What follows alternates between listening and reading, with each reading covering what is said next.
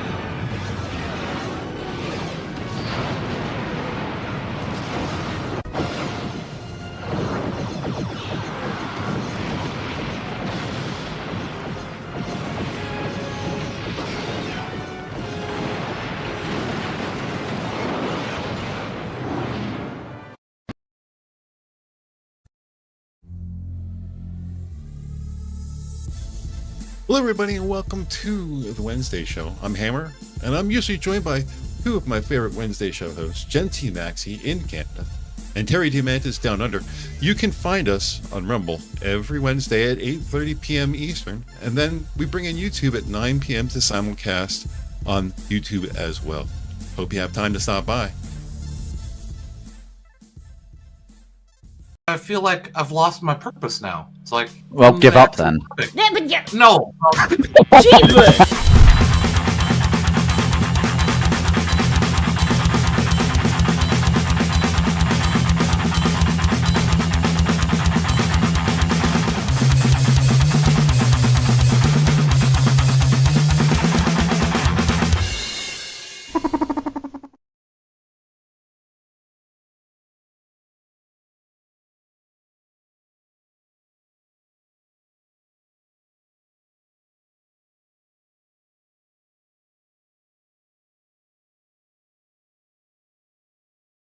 That was my first moment of real doubt. When I started to wonder, this whole thing was a mistake. So then I went back to my office. And there was a new casualty list waiting for me. People are dying out there every day. Entire worlds are struggling for their freedom. And here I am, still worrying about the finer points of morality.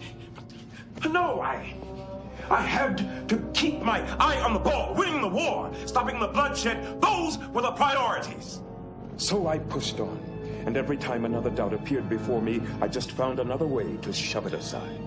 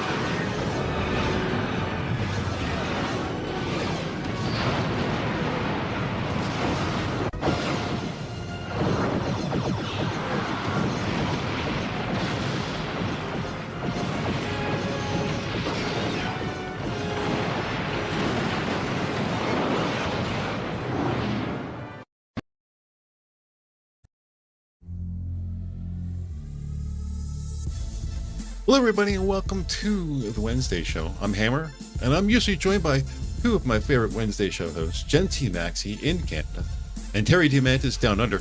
You can find us on Rumble every Wednesday at 8:30 p.m. Eastern, and then we bring in YouTube at 9 p.m. to simulcast on YouTube as well. Hope you have time to stop by. I feel like I've lost my purpose now. It's like, Well, give up then. No. Jesus!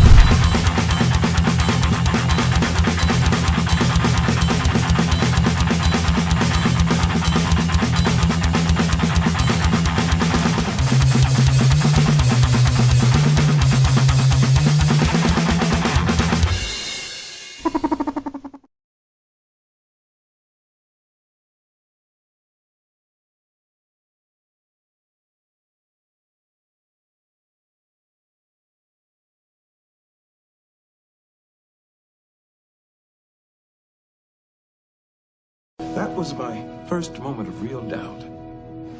When I started to wonder, this whole thing was a mistake. So then I went back to my office. And there was a new casualty list waiting for me. People are dying out there every day. Entire worlds are struggling for their freedom. And here I am, still worrying about the finer points of morality. No, I had to keep my eye on the ball, winning the war, stopping the bloodshed. Those were the priorities. So I pushed on, and every time another doubt appeared before me, I just found another way to shove it aside.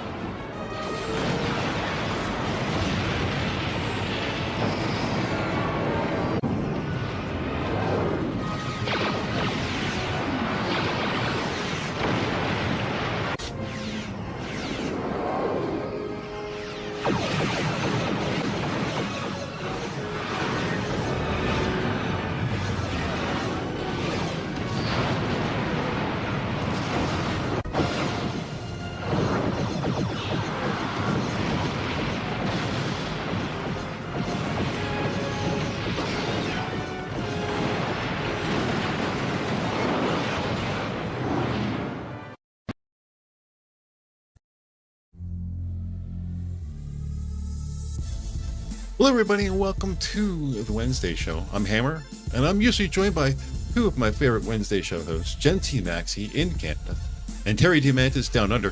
You can find us on Rumble every Wednesday at 8:30 p.m. Eastern, and then we bring in YouTube at 9 p.m. to simulcast on YouTube as well. Hope you have time to stop by. I feel like I've lost my purpose now. It's like, Well, give up then. No.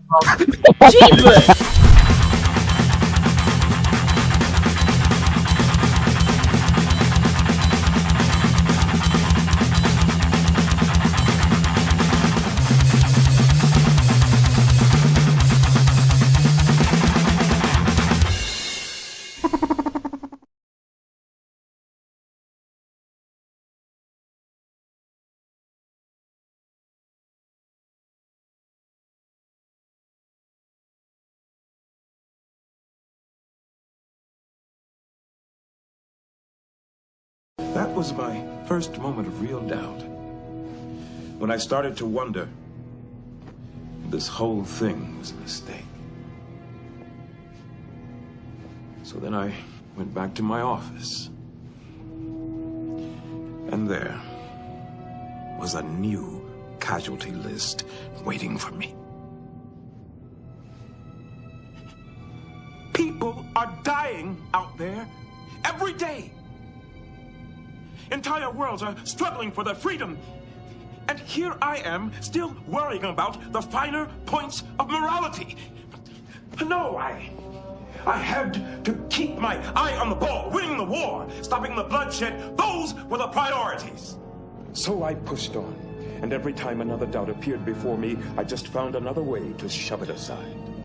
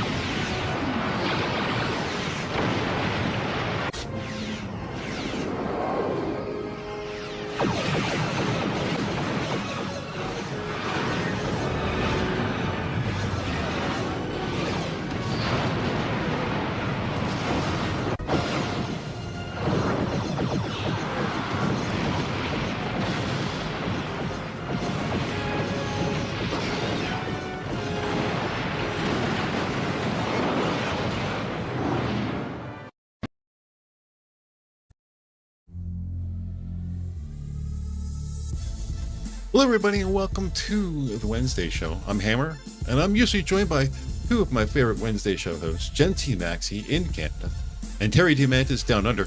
You can find us on Rumble every Wednesday at 8:30 p.m. Eastern, and then we bring in YouTube at 9 p.m. to simulcast on YouTube as well. Hope you have time to stop by. I feel like I've lost my purpose now. It's like, Well, give up then. No.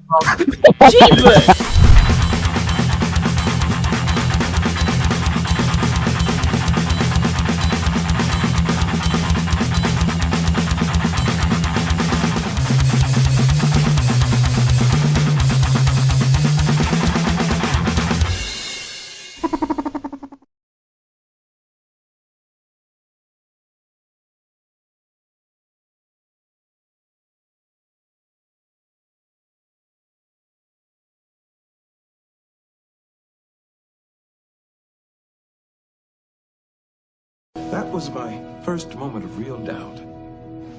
When I started to wonder if this whole thing was a mistake. So then I went back to my office. And there was a new casualty list waiting for me. People are dying out there every day. Entire worlds are struggling for their freedom. And here I am, still worrying about the finer points of morality.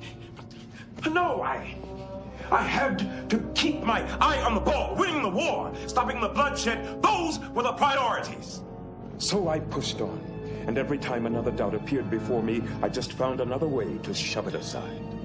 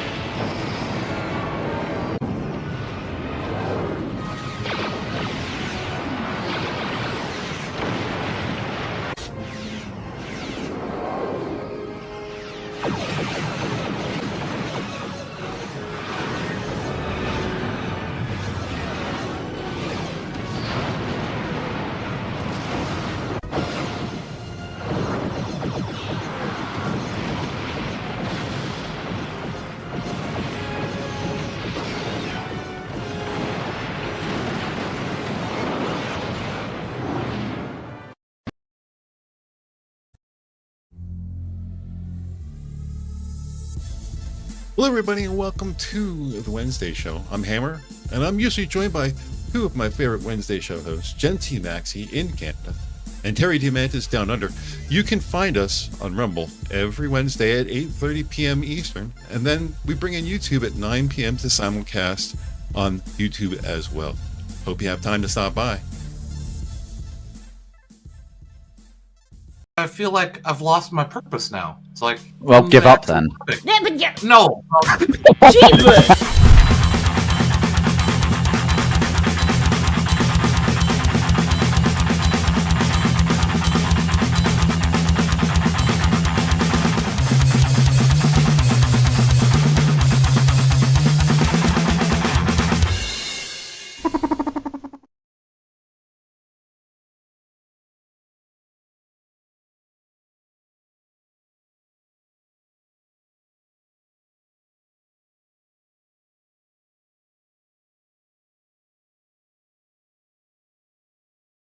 That was my first moment of real doubt. When I started to wonder if this whole thing was a mistake. Minions of the Zoo. In space!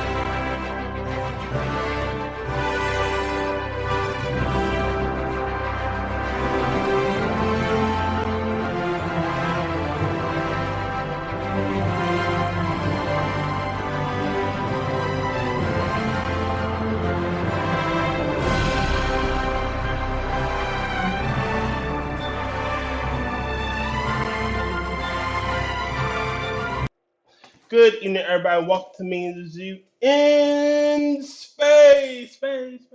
I'm the keeper for tonight, Tyr Alexander, and I'm here with my friends Mitch Nemo, Hi.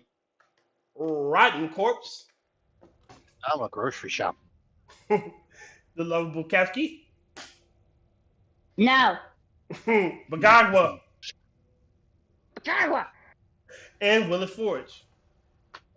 Hello, Mary Lou. Goodbye, heart. We were going to play some Star Trek Online, and we're going to talk a lot of shit. So I'll pick a TFO for us to begin. But before we went live, we were having a conversation about statistical anomalies and certain people in reality who are probably going through some shitty life. You know, but it's a little heavy. But if you want to say something, well. Not a statistical anomaly. How many of these people are going to contribute to their legal defense fund when they finally snap? Like how again? If you're an adult, do you boo? I can't tell a grown adult not to do something. You're a grown adult, but if you're underage, don't make permanent decisions that could affect your adulthood. Well, look, I was going to bring this up before we went live. Back in the old days, when kids were there were kids that would walk bow-legged when they were young, and you know the medical profession, in their brilliance, devised all these braces, leg braces, and whatnot to slap on these kids. I know what you're talking about because I walk like a duck still. I never got my fixed to afford it. You know what they found out though? They found out that if you just let the fucking kid grow up, the problem is self-correcting.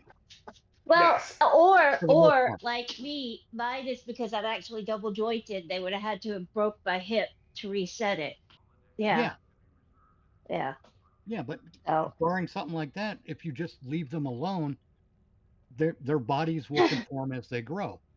Then the problem arises when parents try to fix their kids when their kids still aren't done cooking. Yes. Yeah.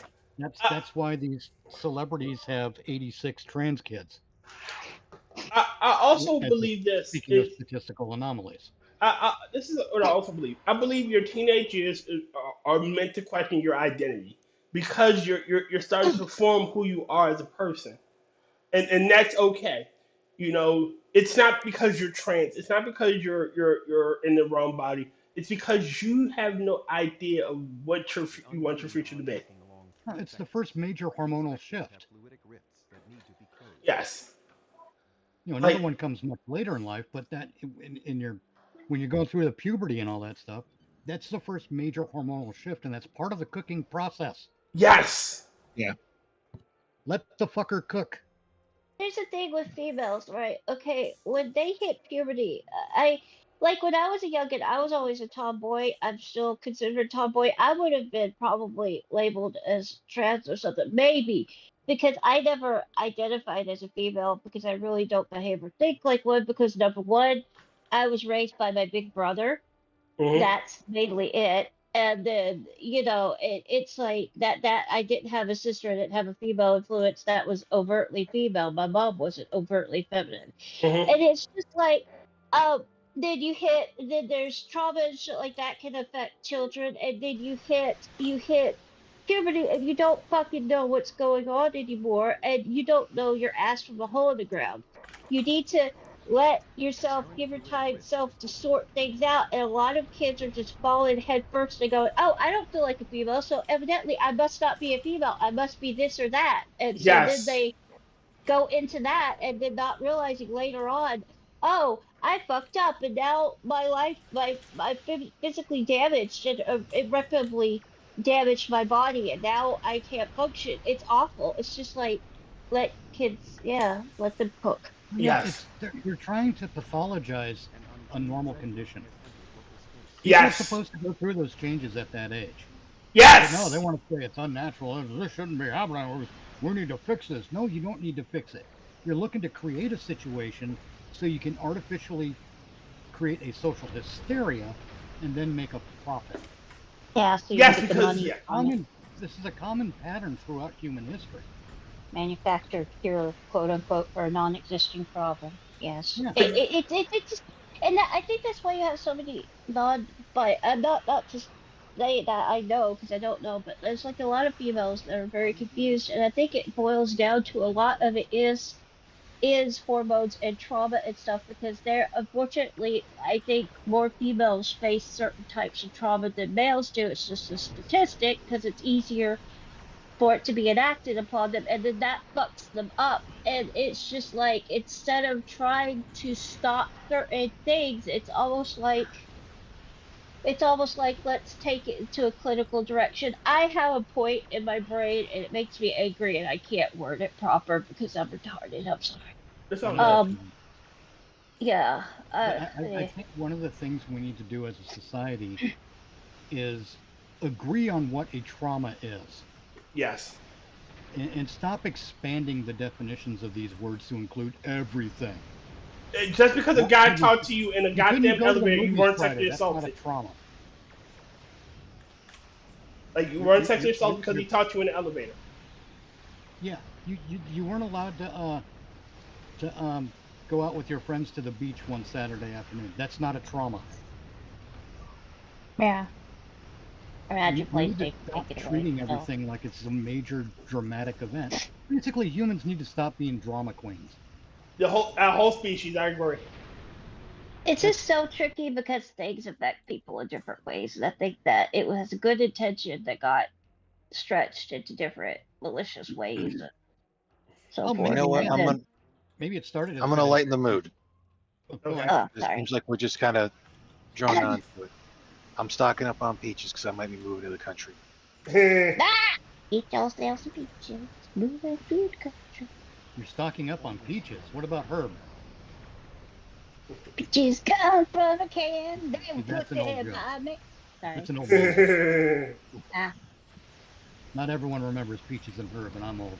All right. Well. All right. So, listening to some more shit about this tea leak thing that happened where these women, this doxing app got doxed itself. Yeah. I think it's funny. Shouldn't be Someone doxing doxed people. the doxers. Yeah, shouldn't be doxing Exactly. people. Look, this is a rod of both men and women's making, but women are more affected. Literally, no one wants to talk to anybody, No. and because no one It's wants like to talk, guys are scared to talk to women, and women are scared for the guys to talk to them now. And and I understand being careful, absolutely, but it's just Well, ridiculous. part of that as well, Kefki, is there's been years upon years upon years of women saying they don't want men to approach them. So now that they're finally not approaching them, it's why aren't men approaching us? Yeah, that's what I'm Yeah. saying. Yeah, they're like, why are the guys not talking to me? I look cute today, Your jogging or brain. whatever. And then it's like, well, the guy doesn't want to talk to you because he doesn't know if you're gonna accuse him of some crazy shit, lady. Yeah, So he's And if he being says that cautious you look too. cute saying if he says you look cute today, which you actually want, you're still going to end up complaining about him to HR. or if it's not the Not guy you want to say necessarily. cute to you, it's also And because it's the homely motherfucker from 5 floors down, huh? It's the ugly guy from accounting. Yeah, the other guy counting is sexual harassment. But if it was the hot looking guy from marketing, oh yeah, it's literally that meme where the guy says the same thing and it's sexual harassment. The guy says the good looking guy says the same thing. Oh wow, thank you, Chad. Chad. that's just Hey, still be Badger. sexual harassment, and that's stupid. So, What up? nah, it's seeing some coworkers, guys at the gym at the That's grocery so store. stupid. Yeah, Yeah, that's so stupid. People are stupid. It doesn't matter the gender. There's stupid people on both. I agree. There's stupid people everywhere. and It's why I gave up on romance. And I think the Yeah. male feminists are the worst among the bunch. Like, don't get me wrong. you most not all of them. I'm gonna say not hashtag not all. No, they're not all of them that are honest to God like predators trying to infiltrate the movement. I mean, there are some, maybe there's a guy in there trying to get laid. Yeah, if he believes, oh, if I treat like Al, maybe they'll give me a crumb. But then there are also the fucking monsters among them. Just judging people on them, judging somebody on them and their actions and their behavior and them. Whatever happened to that? It's just like, hey, here's a person. You meet the person. Judge them on being them. Doesn't matter what their gender or whatever it is. Yeah. Just judge them on being them. I don't know. They're all Judge Judgy McJudgersons being Judge Dredd and Judge Judy wrapped together. It's the further bifurcation of our nation. It literally is. The what? The splitting of our nation. Like, again, there are many. Conquer, Kefki. Yeah, like it's more and more lines in which they can split us apart. Men from women, blacks from whites. Everything left from right. It's funny because a lot of the activists talk about the binary and all that shit, and there's some truth to what they're saying, but they don't recognize that they're perpetuating that truth. Yes. Here's the binary I'm talking about, and it's not a binary; it's technically a dichotomy. We have all these false dichotomies around us all the time: pro-life or pro-choice, pro-gun or anti-gun, hard on crime, soft on crime, pro-immigration, anti-immigration. Everything is an artificially binary choice. Mm-hmm. And they're all meant to divide us. They're all meant to keep us fighting against each other while Congress makes off with all the fucking money. We're too distracted yelling at each other, then we don't see them reaching in our pockets. Not just Congress, but race hustlers and hustlers of any sort, really. Yeah. Meanwhile, those of us who are intelligent have come to realize that the only real dichotomy is liberty and tyranny. Because once you start measuring things in those terms, you know exactly where it's at. You don't have to question ethics. You don't have to question, or you don't have to come up with moral justifications, scenarios, and all that nonsense. Is it liberty or is it tyranny? That's all you need to know. Yes or no. If the answer is yes, you do something different. See, I keep expecting you to say meanwhile in Gotham City, Mitchley, because of the way you said that. Meanwhile in Gotham City. Oh, yeah. Meanwhile at the Hall of the Justice League. Meanwhile at the Legion of Doom. Next listen, 5 next move.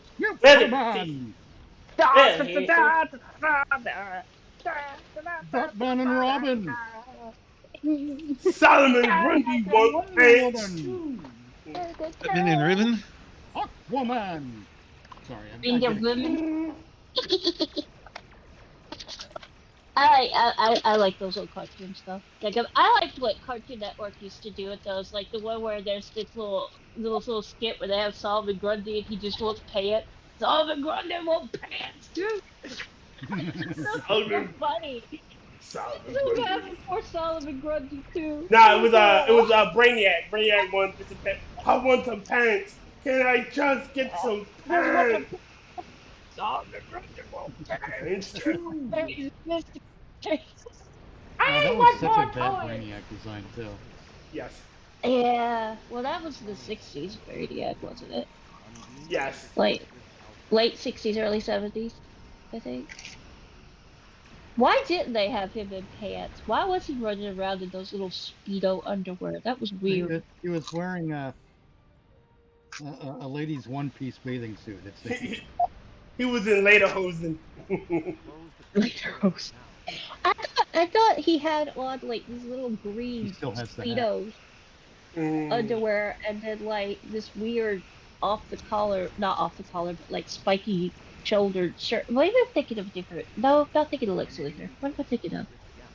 Lex Luthor I like Lex Luthor's original design.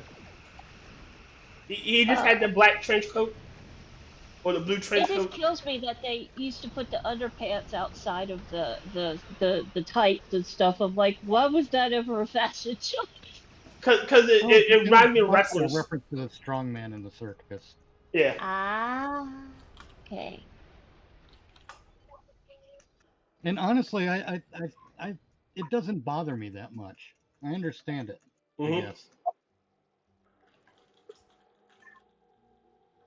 I mean, honestly, the underwear on the outside makes more sense to me than having 284 pouches. Yes. I want a superhero whose power is all that. He just has a shit ton of shit in his pouch. No other power. He just has a object for every situation in his pouch. Was Yeah, Brent that's ever Batman. green in the No, no, no, cartoon? no. Batman still had his strength and shit, like his Wait. his But his abilities. strength is not superhuman. Right. His strength, he's just had training. No, I want He like doesn't an every have any man. superpowers. He's got he is an everyman, except for, of course, he's got plot armor money, and he has got a gadget for everything. Yeah. I never looked at He's Batman got like bat cookies for crying out loud. And a sharp bat repellent. that. Batman, how'd you know we'd end up fighting sharks today? I didn't. I always keep my bat shark repellent with me. Yeah. Along with my bat shark mace, bear mace too, just in case. Yeah. I don't know. And the I bat, like say the bat lion tamer's whip, just in case you need that. So And I the still bat think wine Frank cooler. Gorshin would have been a better Joker though than Caesar Romero. Romero though. You think Yeah. it would've Yeah, been? Fears just want a Frank superhero Gorshin. that's like Dora, Oh, Dora maybe. the Explorer, one of the really small children cartoons, to where a bag of holding gives them whatever special item they're gonna need. Essentially, what I think it was is. like the Mickey Mouse brigade and whatnot. So it's kind of like, oh, what are we gonna have to use this for? Do y'all remember? It always You remember Felix the Cat? He just had his magical bag. I Hey, thought the Batman TV show that they would have done, it would have made more sense to switch those two characters around to play like Caesar Romero would play the Riddler and Frank Gorshin would probably be better suited for the Joker because it just seemed like, I don't know, but then again Frank there. Gorshin was playing the Joker anyway. Yes, thank you. He Yes. was playing Riddler as the Joker. Yes. Well, I just never understood why every character had to have some sort of a maniacal laugh. I know. And honestly, Frank Gorshin did the maniacal laugh really well. He did. Honestly, I like he was awesome. I like the later depictions of the Riddler where he's more of a evil genius, so he doesn't try to do camp. You know. Oh yeah. So I like that depiction.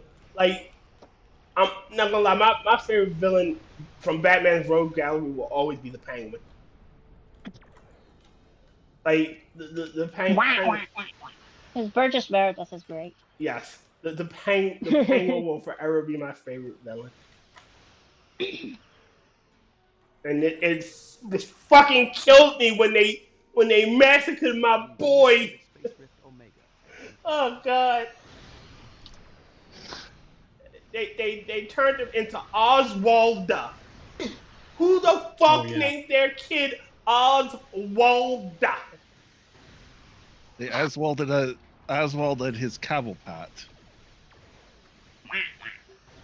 Like instead of just making a new female villain for Batman, which they could have, they turned my favorite villain into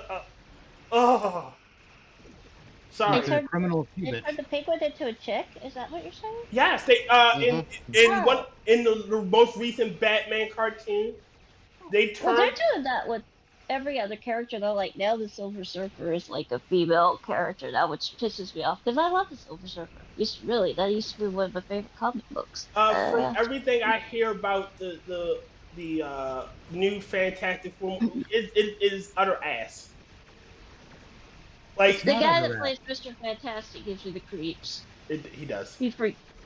Yeah. I mean, I've seen it, and it's a serviceable movie, but it's nothing great.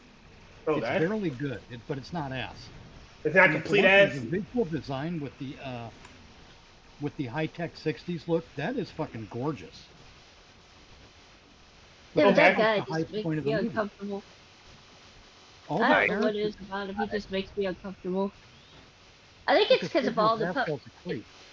if he hadn't ran his mouth and they hadn't done all those shoots with him and people groping and stuff like that, and his behavior is what kind of makes me feel uncomfortable. It's like, Yeah, he is not creepy. very Reed Richards of you. It's really weird. And he didn't But shave his yeah. fucking mustache. He's literally playing Pedro Pascal, playing Reed Richards playing Pedro Pascal. Yeah, Reed is usually clean shaven. But they don't care about source material. They don't. They just care about changing it because they can. And they will. The They don't problem with the characters in the movie is that they have no chemistry. What care. happened now? Johnny's awful old, isn't he? Yo. The guy playing Johnny is. Oh, sorry. Yeah, I mean, it's around his eyes. He looks really old. Yeah. Yeah. Johnny But Storm's also- supposed to be like a teenager, Oh, ain't he? Yeah. Well, not a teenager, but he is fairly young by comparison. 18 at most. No, I Is believe what he's he is. early 20s. 18. Because he's technically Well, the Also only reason supposed they're to be going a to make him early womanizer. 20s here is because that's how they'll bypass the child labor laws to get a movie made. Seriously. I mean, he's supposed Well, to it be makes a full-grown it makes man. filming a movie faster because they don't have to adhere to those. Yes, that's Those exactly what I said. And still, if you get someone Pedro- who's like 18, you can have him play potentially as young as a 16-year-old.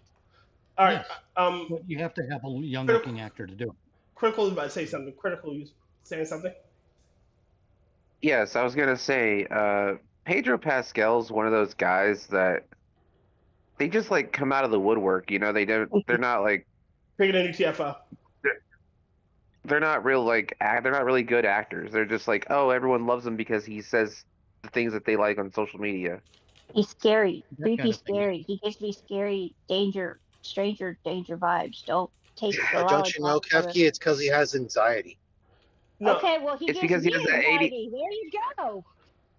It's because he has that 80s porn stash. It's not that. That's When probably it it, gets, it's oversaturation.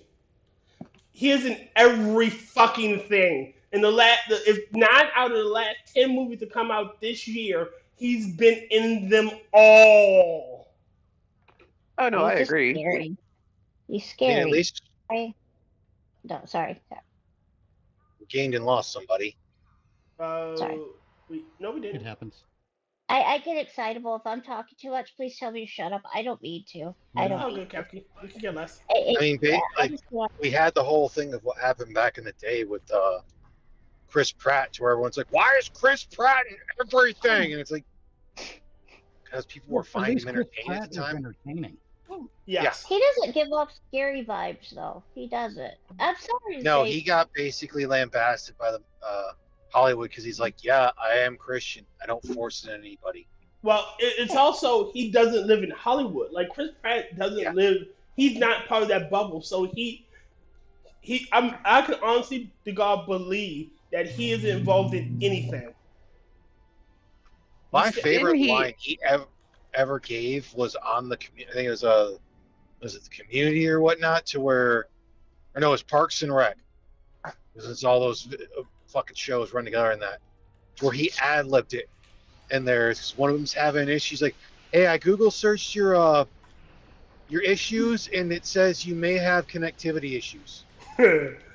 But wasn't he the only one to show respect to Stan Lee when he was trying to get up? Like he got up and showed him respect. Probably. Yeah, I think so. Like a bunch of them are sitting on stage talking, and Stan Lee's coming up there. No one stood up, and he stood for Stan Lee. Stan, they Yeah. should. Like so yeah.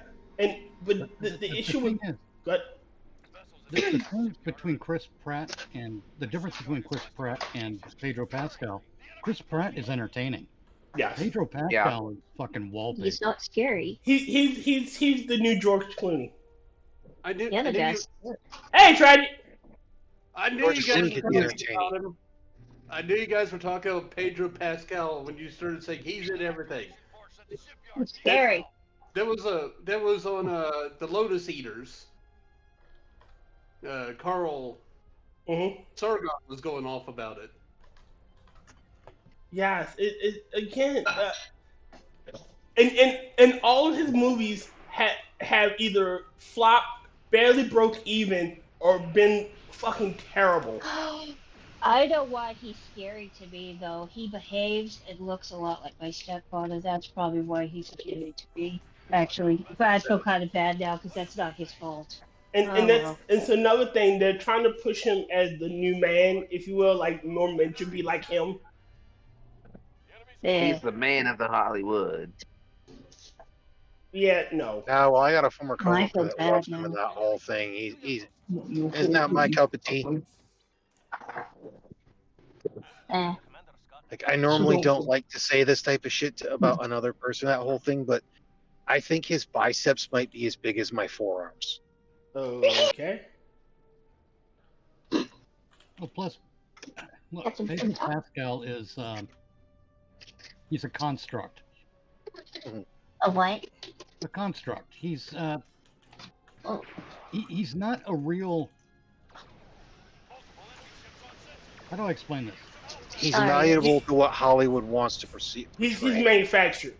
He's manufactured. I mean, John Wayne, Steve McQueen, these guys, Mel Gibson, these guys came up through effort and grit, and actually having charisma and whatnot. Well, John Wayne also modeled his a lot of his Western stuff based off one of the advisors who had done that shit, because at that time frame when he was young and in like learning about the whole thing of filmmaking and all that jazz, there was a dude who had been a gunslinger and whatnot that went on to be an advisor for a lot of Westerns. He's like, I fucking did this shit. And John Wayne spent a lot of time talking with that guy. So that's what he modeled a lot of his gunslinger behavior off of. I can't remember the name of it. How do I deliver the payload? You have to deliver it in front of the damn doomsday machine.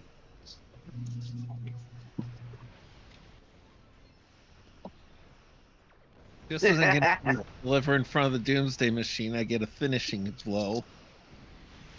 I am gonna pop off and take it back to my apartment. I'll jump back in when I get back in on the Wi-Fi. Ooh. Oh, got hit.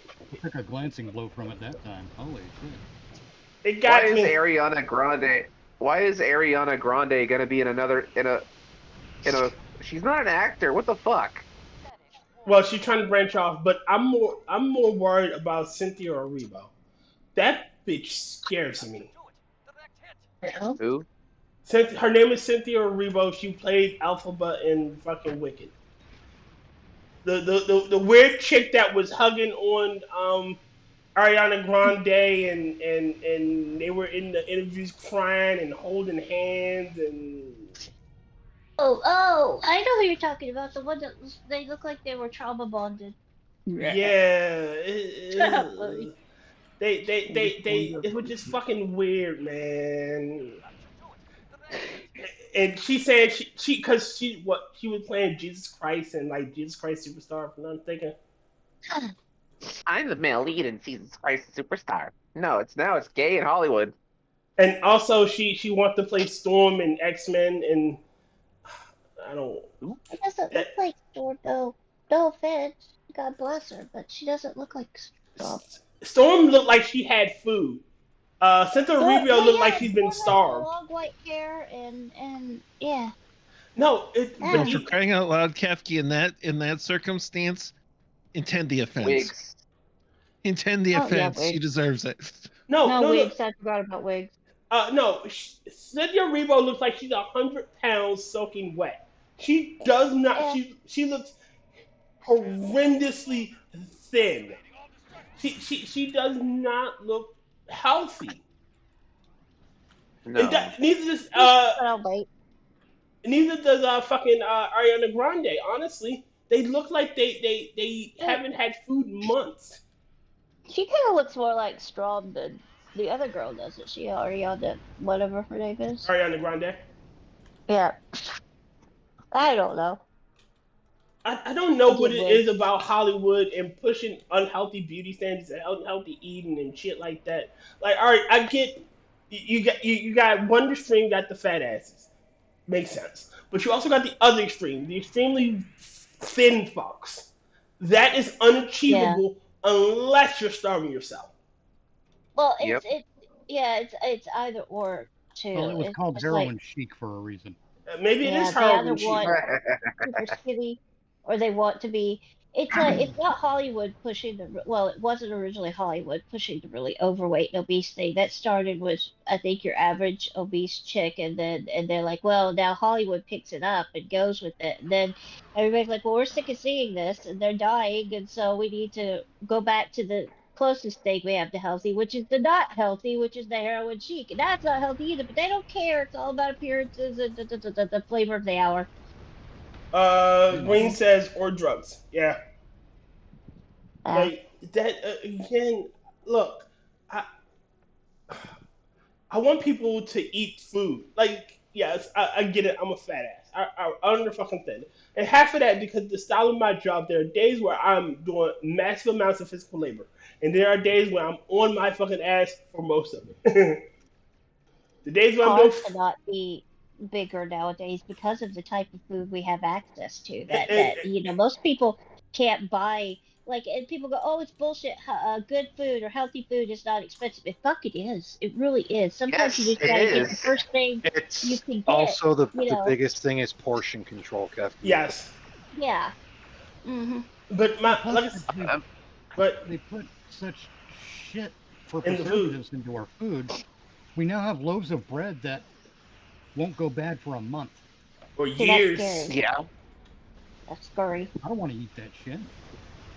Because then you're putting that in your body, and it's just it's very difficult to be healthy with what we have now. It either goes one or the other, and yeah, it is portions too. Because to be devil's advocate, say you're fucking hungry. Like I've had today is a cup of coffee and an egg roll like early this morning. Right, that egg roll is very bad for me, but I was really fucking hungry, so I ate the egg roll. Is what I had, and it's like it's very hard to balance because it I don't know.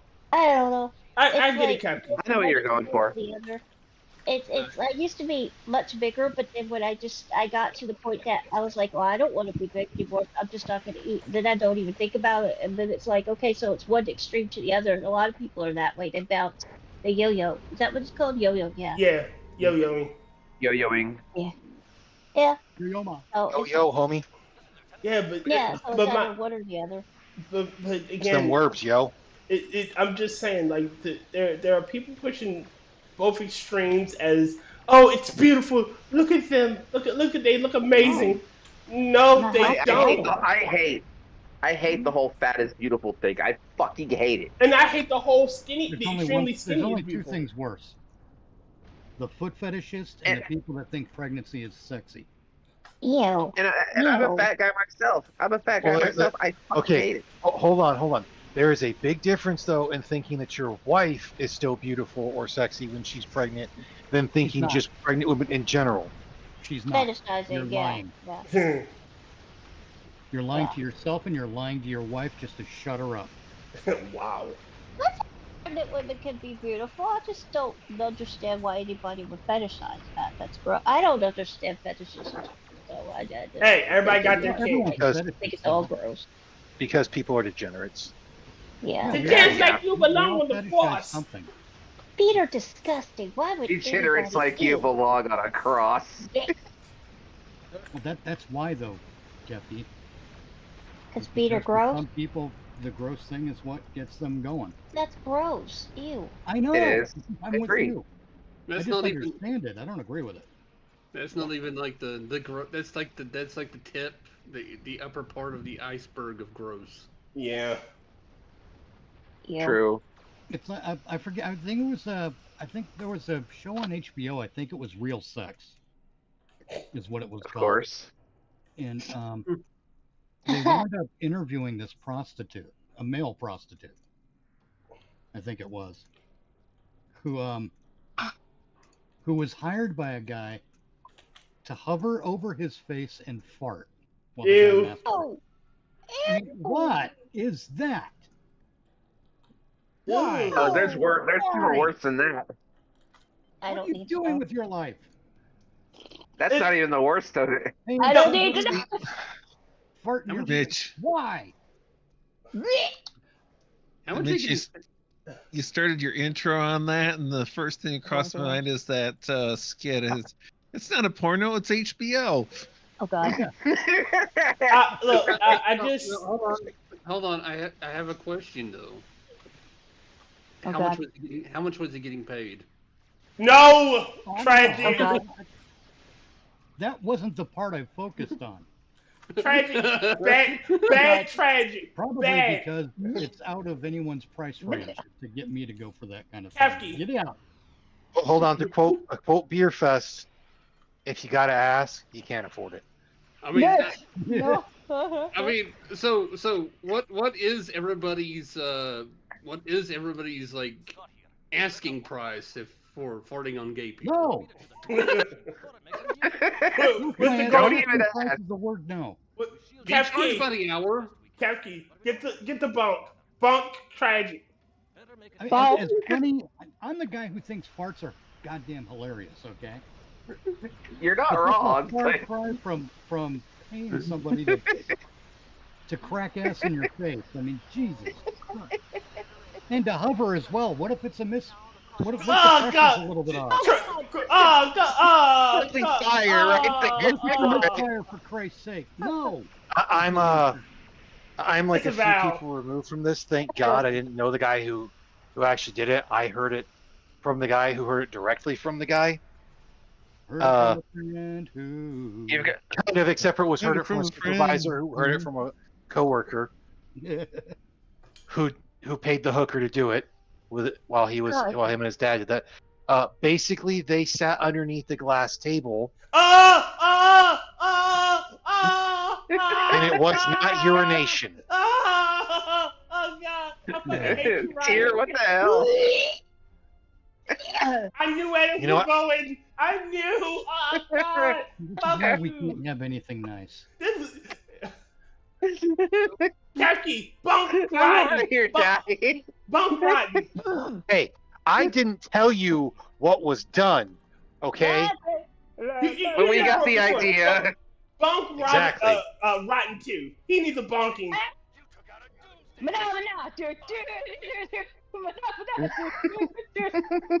I don't know what's funnier.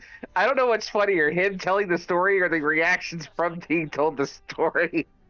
Especially considering the fact, I never explicitly said what was done. You said it wasn't Exactly. urination. Brain just goes to the It worst. sounds like it was a butt flood.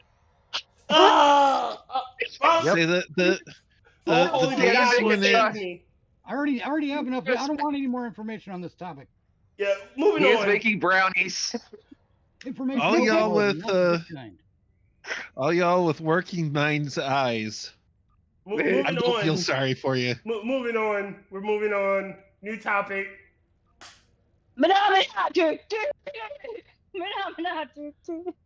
Bagagwa. New topic. Did y'all see the trailer for Star Trek Academy? Oh Nope. no, Did let's you save start that for tracking? Thursday. Oh, okay, fine. I'll save it for Thursday. So Because then we Alright. can watch the trailers and discuss them before we do our main feature on Thursday. All right, fine. Which, by the way, for anyone out there watching and is interested, our main feature on Thursday is Revenge of the Living Dead 2 on Never Watch Alone, 5 p.m. Eastern. Return of the on Living Monday. Dead. Sorry, Shameless self-plug. I went into marketing mode. I got stories. Go right ahead. You got stories? Okay, my boss is on vacation. All right. He took his family to Branson, which means I am temporarily the chief Tard Wrangler. Oh God, no! Oh, I figured you were going to say that you still contact him You're- occasionally because he's called you while you're on vacation. I would do that. You're too. the I would chief do turd that. wrangler. Wait, you're the chief turd wrangler? Chief Tard. Tard. Chief Tard Wrangler. I'll tell you something. It is He's now. Hold on, Tread.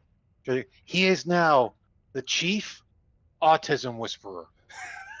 I'll tell you one I'm thing. awesome. He has to regulate the rees. All right, hold on. Let try speak. It is much more fun being the Tard than being the Tard Wrangler. It always got a is. point. He's an idiot wrestler.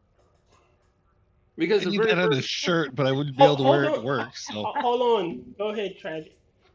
Because the very first thing I had to deal with at 7 o'clock this morning was one of my technicians calling me and saying, "Hey, I have a major problem." And like, yeah, you called me at 7 o'clock in the morning. You do have a major problem now. What is the major problem? Sorry, picking the TFO. He went to Buffalo Wild Wings last night. Oh God! I mean, the night before, and then he decided he was going to. He was drinking.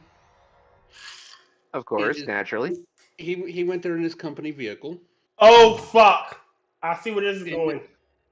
Then he decided, it's like, oh well, my one of the waitresses is having problems with abusive boyfriends. What the story was told. So him and a bunch of other drunks got into another vehicle and decided to drive across town. They got an offender bender? Oh, sorry. No, they got there and she was lying about him being abusive. Fight broke out. A gun got pulled. And he decided to run. Okay. Well, he decided to run. He was parked at the Buffalo Wild Wings on 240. Which is... Oh, I know that one. I know where that one is. You know where it is. Nobody else does. But his car was on the complete other side of... It was other side of the metro. It was 18 miles. As the crow flies, 18 miles away. Damn. Yeah, I can. As the crow flies? Yeah, straight. Yeah. So what if it's a chipmunk with a wooden nickel? Did you end up right behind? Sorry. I get funny. So he decided to spend the entire night walking, running from a guy pulled a gun on him, to Marcone with our supply warehouse, not Buffalo Wild Wings, with the supply warehouse to get a phone to call me. What? Why didn't he? Why didn't he just catch a cab? I'm gonna guess he left his phone in the car. He left his phone and his wallet in the car. He did not know where the keys to it were. What a dipshit. Why didn't he call the police, though? This is why I never he left the car. No, but he went to the warehouse, right, to call his boss, right? Why didn't he call the police, too? I don't know why he didn't call the police. It all sounds bullshit to me. The worst part about it was, he said he was like, he said he was near where he said he wound up when the gun got pulled is 3 miles from my house. Okay. And I'm just sitting here looking at the map and everything else, and that meant he had to walk by my house. Oh, no. Yeah. Why didn't you do that? Why didn't you come over here and tell me what the fuck happened so we could deal with it that night and not at in the start morning of the day? I think it might be full of shit. He's stupid. I think it might be He's full of embarrassed shit. to admit he woke up with a dead hooker in his bed. Oh, God. Because the drunks ain't quite so clear thinking and logical. He doesn't want to admit that the hooker wasn't a chick. He spent the night with Steve. Well, I hope everything is okay now. You know. Yeah, he is. He's in absolute deep shit. Oh, I bet. Yeah. Well, I Tragic. mean, the car didn't get stolen. His wallet didn't get taken or nothing, right? No, Everything's fine? because we managed to have a set of keys at the office. I got a small question. I got a small question. How did he pay for Buffalo Wild Wings if he left his wallet in the car? He probably Yeah, put the that's a good wallet in his question. car before he left. Okay. Yeah, that was my suspicion. But yeah, he drives his. We're allowed to use our company vehicles as private vehicles within reason. Yeah. Mhm. And I take mine out. Take mine out taking pictures all the time and stuff like that. Help move in it and everything else. He goes drinking in it. He's a What do you do? genius. Responsible. He shouldn't be drinking and driving anyway, though. So I went to go pick the guy up, and he's like, "Are you going to take me to go get my van?" He's like, "No. You're coming back to the office." And what about my van? I got somebody going to pick it up with keys right now, and it's going to be at the office. And I just didn't say anything until I got to the office. I just let him just sit there and just babble until I got there. And I'm like, Okay. "Are you?" So You stew in your filth, young man. he's older than me. Wait till your father gets home. Old. So I get there and I tell him it's okay. I need you to give me your company credit card. I need your company credit card. I need your badge, your gun, and no. Yeah. That's it. I want your badge and your gun, assy. I need your company credit card because it appears that somebody charged $160 to Buffalo Wild Wings on a company credit card too. Ooh. Wow. Boy.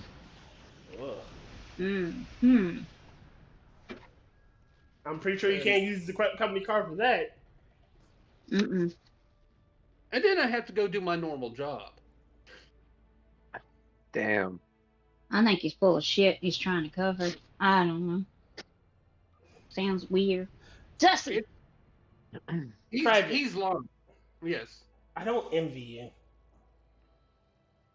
Oh, some days it's fun though. No, being the Tard Wrangler. I don't envy you. The thing that pisses me off is it's the 45-year-old that's doing this. Age don't mean, just because somebody's older don't mean they got no sense. You know? Some people just can't bypass the stupid. He's also the most senior person there. But I gotta try a question for you, Trey. If he's the most senior person there, why did the boss make you Tard Wrangler? The most senior person doesn't mean the person who's highest in rank. Yeah. Well, no. It's because he's a snotty asshole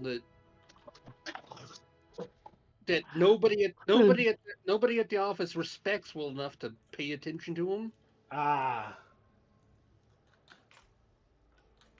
He's one of those guys. Well, I mean, it's a good thing that he wasn't put in charge, because obviously he ain't got no damn sense.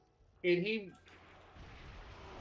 is not happy that I became the service manager. Well, if you wanted to be a service manager,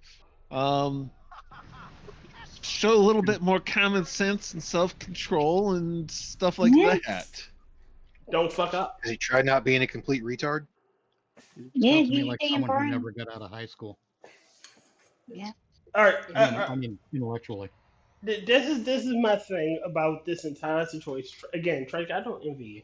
You have the unserviceable job. You have to be the authoritarian to a bunch of people that should know fucking better. You Is Tyr roboting freaking going in? Yeah.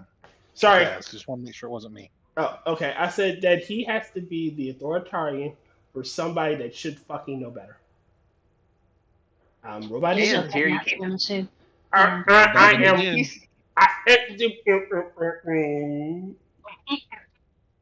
You're just cutting out at the perfect time too. I am powering down. Fear. Yeah, that's the one really bad thing about my job. I mean, the really bad thing is getting to be a little bit snarky back and hang up on people is above my pay grade. My boss gets to do that. I don't. Aw, I hate that. That's a shame, isn't it? No. Yeah. I'm glad. There's, for the most part, I don't want to be that way to the people I'm dealing with anyway. But you get one here and there that it's like, you wouldn't have this problem if you just pay your bill on time. You get to the If it were not for the laws of this land, I would have given you a 3-shoe beating. It's only 3/5 of the time. You get to, it's like you're complaining to me about things that are a combination of your bad actions and the regulations from your state. My hands are tied. I can't do nothing because anything you want me to do is illegal. I'll be right back, guys. I'm gonna get me a drink really quickly. Right on. Dr. Pepper. Fine, I'll grab the Dr. Pepper. Me, Dr. Pepper. Doctor. Roger. For news, I gotta. No. That case is burning. Oh god, it's starting to spread already. You're welcome. All aboard! Thank you, Kefki. I boom. Okay.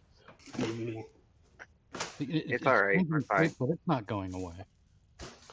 Sorry. No way.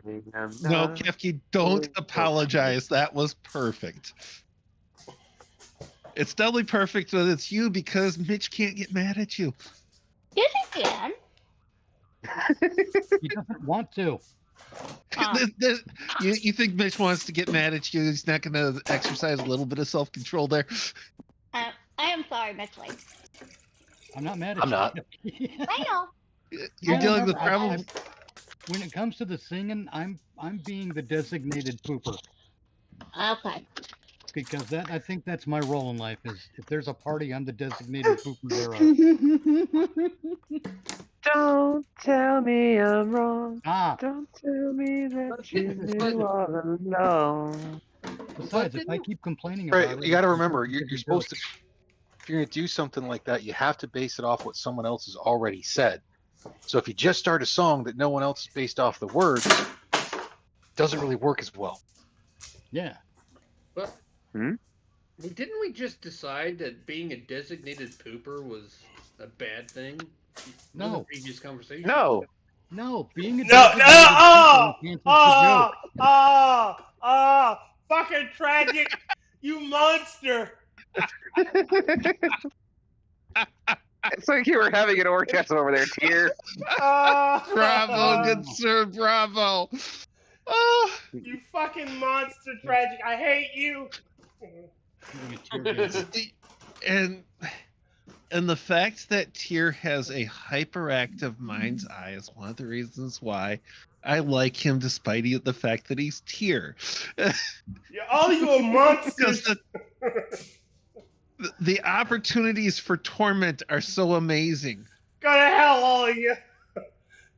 Because if you don't give me a photograph, I can't picture it. And I don't need a photograph to picture it. All you go to hell. I hope you all burn for this. Speaking of monsters, can we agree that we're at a stage in the Friday the 13th franchise where it's a monster movie at this point because Jason Voorhees is no longer natural? Yes. Yes. Yeah, he's long since been supernatural. Yeah. Yeah. We should just start treating it like a monster movie at this point, shouldn't we? Works for me. Yeah, Yeah. kind of Oh, is. not this mission. Oh, well. I hate this mission. I hate this actor. Oh, Okay, starting tomorrow, by the way, for the Star Trek Online players, we are doing, starting tomorrow, we get the next part of the year-long campaign. Yes. Which is essentially TFO that nothing new. Yeah, basically. Let's switch to... Okay, Mitch. Time to hit you with one of my hypothetical fiction reality crossovers. Okay. Psychodrama mode initiated. Okay, so say for the sake of argument, the Harry Potter world unbreakable vow is real. You can be sworn to an oath that you can't break or you immediately die. Okay. Would you advocate for this being used for oaths of office and swearing in court to tell the truth, the whole truth, and nothing but the truth? Oaths of I agree with that. Hold on. I would. If you ask me, I haven't finished yet. Right. Sorry. God damn it. Oaths of office, yes, but in court, the truth is too subjective for that to be applied in court. If you ask me, I'm done. Go on. I was about to say the exact same thing. Like, if based on my knowledge, it's true, but it's a lie because of facts. Did I lie or did I tell the truth? Well, here's the thing. It's still a matter of the truth based on, this is what I remember, this is what I believe I saw, and everything. So being honestly but factually incorrect does not have the penalty. Does it? But I mean, does not. I mean, it's like, as far as I know, this is true, but well, it's more of a wrong in my honesty. understanding. Like, so I mean, it's not a matter that if you mess up factually, but believe what you're saying to be the truth, you're not going to be penalized. I mean, again, that could. I'd rather. I mean, that's the same as perjury. So I vow to be honest to the best of my abilities and not factually true, because again, the wording and deal and oaths like that matter. Well, the wording of the oath to testify is all about honesty, because you can be wrong in what your recollection is, you can be wrong in what you believe, and there is no legal penalties for that even now. Not that they pursue perjury nearly as often as they should, but they're not going to pursue it at all unless they can demonstrably prove that you were knowingly lying. Hey, I gotta hop off real fast. So all right. I'll see you later. All right. Rock on. But the difference being that this would take away the cover of, I'm going to tell something that I know is a lie because I know either they'll never catch me in it, or even if they catch me in it, they're not going to prosecute me. Well, if you just knowingly lie, you immediately die. Mm-hmm. Again, that shouldn't be the penalty for lying. Problem for me too. That shouldn't be the penalty for lying either. Like, again, if I take a vow and the vow is that, either I tell the truth or I die, I'm not gonna fucking say anything at all, because what the fuck? What if I don't tell the truth? What if the wording of the oath matters? So let's give the wording of the oath to be given. I swear to the best of my ability to be honest I can be. I will swear to answer all questions posed of me, subject to any sustained objections, to the best of my knowledge, with utmost honesty, and to say, give no answer that I know to be false. That's very complicated. And that's also another thing, time limit. Like, does this vow, does it go on to perpetuity? Yes. Well, I mean, and say you according to you say if you leave it open ended, it would, but you don't have to leave it open ended. You can say you can time limit it to. You can literally, in the wording of it, you can limit it to during my time on the stand as a witness. While I serve in an office of public trust, whatnot. So you can limit it to the role that it's being enacted to in the first place. All right, and can we enact another penalty? I don't think lying should bring about your death. What if you're lying to get somebody falsely convicted of a death penalty crime or falsely exonerated from a death penalty crime? But the oath will enact a but the oath itself enacts a penalty. Like hold on. Like, if you're testifying and you under a gauge, because that's what it is, you're under a gauge. It enacts a penalty for your lie. So it's not like you can go, Willard Ford stabbed me in the throat, which is an honest to God lie, and I die. You instantly know I'm lying. I'm dead. However, if say, may I cough, may feathers fall out my mouth for every lie I tell, and as you tell the lie, you cough up a feather, that's instantly showing that you're lying. And so you get no problem with penalties for a person who knowingly lies, but you want to limit the severity. I want them punished, severity not of the dead. penalty. I want punishment, not retribution. You want the punishment to fit the crime. Yeah, like, I don't think you should be killed because you lied to me. And even if it is a murder case, there is we instantly know that you were lying, so it doesn't fucking matter at that point. You're dead, so okay, your testimony is fucking false. You were lying to it. But if you say cough up a feather, oh, well, you coughed up a feather, and we know because of your oath that you took. Each lie you tell, a feather comes out your mouth. Same thing, less severe. Oh, so you lied about this issue. Why? Because we saw the feathers. Now we can punish you for lying. Okay, you tried to get this man sentenced to death when you're a liar. Okay, we know not to trust your testimony, and we're going to charge you for perjury. Again, I don't think your life should be lost because you lied. And to me, I say, not saying I disagree there. I do think that it should depend. I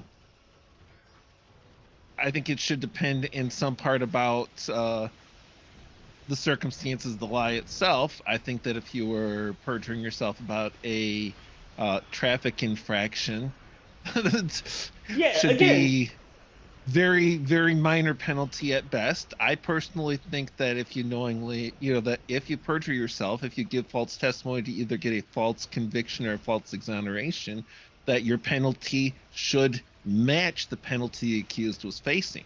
So if you lie to try and get somebody convicted of a death penalty crime, you should face a death penalty. Again, but if you lie to get somebody convicted of shoplifting, you should face whatever fines or jail time that has. I don't think it should be that severe. Again, there's a big difference between knowingly lying. All right, trying to get someone convicted. Here's the thing.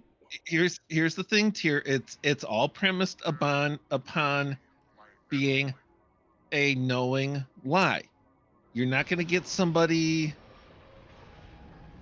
convicted of perjury even on a simple misunderstanding, a misstatement, a bad memory that could be an honest mistake, they generally don't even try and pursue the charges unless they can catch you in contradictory and mutually excluding sworn statements, for instance.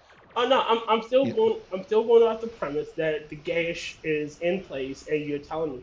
Now, if you're lying to say protect somebody you love because the mafia is going to kill her if I don't fucking lie and say that Fat Tony wasn't there. Well, now you're getting into another interesting thing that would be an excellent argument for not placing that or numerous other penalties in that in general, because under the current legal system, that could be placed into a crime of necessity. Or yeah, so again, because lying on the stand is a lot less severe than somebody getting murdered because you told the truth. Yeah, again, that's why the gays shouldn't have you shouldn't die for, there should be some way to see the penalty or see the lie, such as coughing up feathers, or, may a boil fall growing your nose for every lie you tell. Or the old Pinocchio trick, where the nose got longer. Yeah, the Pinocchio trick. Like, something that proves that... It's like Pinocchio stuck his face in my ass and started lying like crazy. So go to hell. But no, I'm just saying, it should be something that tells that you are lying, but it doesn't cost you your life. And again, for the reasons to lie, like, again, it's versus... Even if it was for a murder case, Fat Tony did kill this guy, but you're lying because Fat Tony's associates said, yeah, you didn't see him. And your daughter, she'll come home to you safe and sound. But if you tell the truth, she might end up sleeping with the fishes. Don't go to the cops. Yeah, I've always hated when parents were like, if you tell the truth, your sentence is going to be a lot less trouble. Hey, you say that, but I was exactly that parent, but I would say that was the truth. It's also the way my parents were. You get a lot worse trouble if they catch you lying. Yeah, lying. I mean, because for lying about, say, for lying about it on top of being bad versus, hey, yeah, I did this, I'm sorry, and everything. Not going to be free of punishment and penalty, but you want to tack a lie on there on top of it, it's going to be worse. I mean, yeah, it's like when my parents did it, it was like the punishment never changed. Whether I don't know that or not. That's doing it wrong. Wait a minute, he doesn't know that. There's no honest to God way you could have known that. With my family? Say if the initial you don't know my family. Well, fair enough. But say the initial punishment was going to be a month of being punished, grounded. That's the initial punishment if you just came out and told the truth. If you lied, you're going to get 2 months because you lied. You can't say, oh, well, I got punished regardless of what I did. I mean, the thing is, unless they were lying to you, it's never a matter of, hey, you're not going to get punished at all if you tell the truth about it. You break the rules, there's going to be some punishment for it. But if you come clean about it, it's going to be less severe than if you break the rules then lie about breaking the rules. And that's how my mom was. Again, you're going to get punished. Like, if you tell the truth, I'm not going to give you the whole 2. I'm going to give you a month. A penalty must be enacted. A punishment must be levied. It depends on what punishment gets levied. 1 month or 2. Tell the truth, tell a lie. Now, the difference is, like, whether your family believes that you're lying no matter what you say. My mother knew when I was lying. She used to say, whenever she accused me of something and I really didn't do it, I got really indignant. Like I got. She used to Tyr say has a terrible poker face. yeah, like she used to tell me, she used to say whenever when I accuse you of doing something you really didn't do it, you get pissed because someone is accusing you of something you honestly didn't do.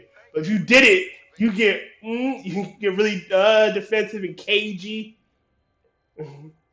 Like yeah.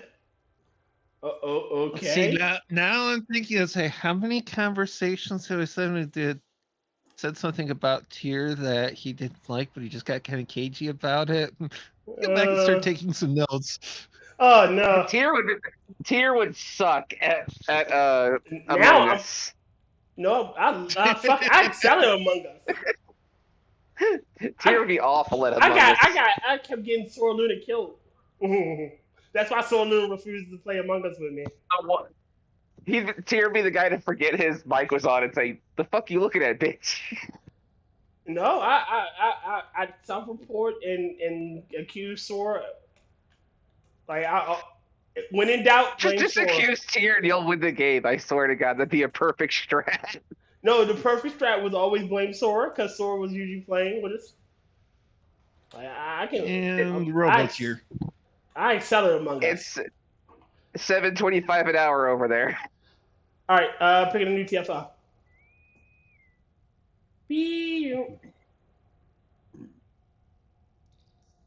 But hey, $7.25 an hour. Shut the fuck up over there. What else has been going on that I've been following and finding interesting?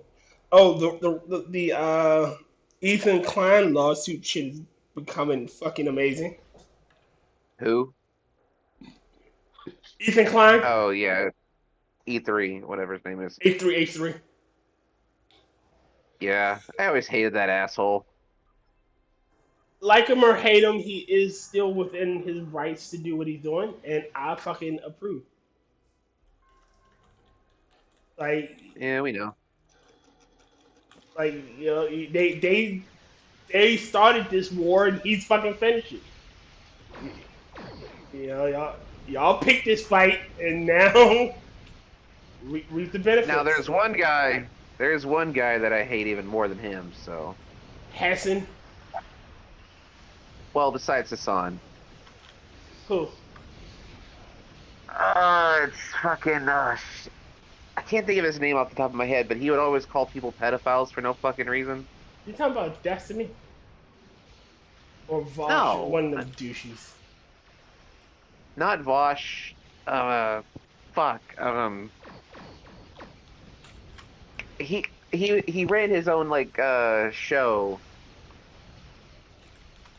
He was always calling people pedophiles for no fucking reason. Chris Hansen. No. You narrow it. You did not narrow it down at all. He ran his own show. Okay, let's get some more let's get some more clues. I'm trying to think. It was some kind of drama alert.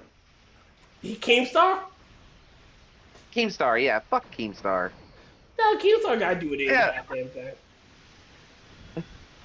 Fuck Keemstar with a freaking passion.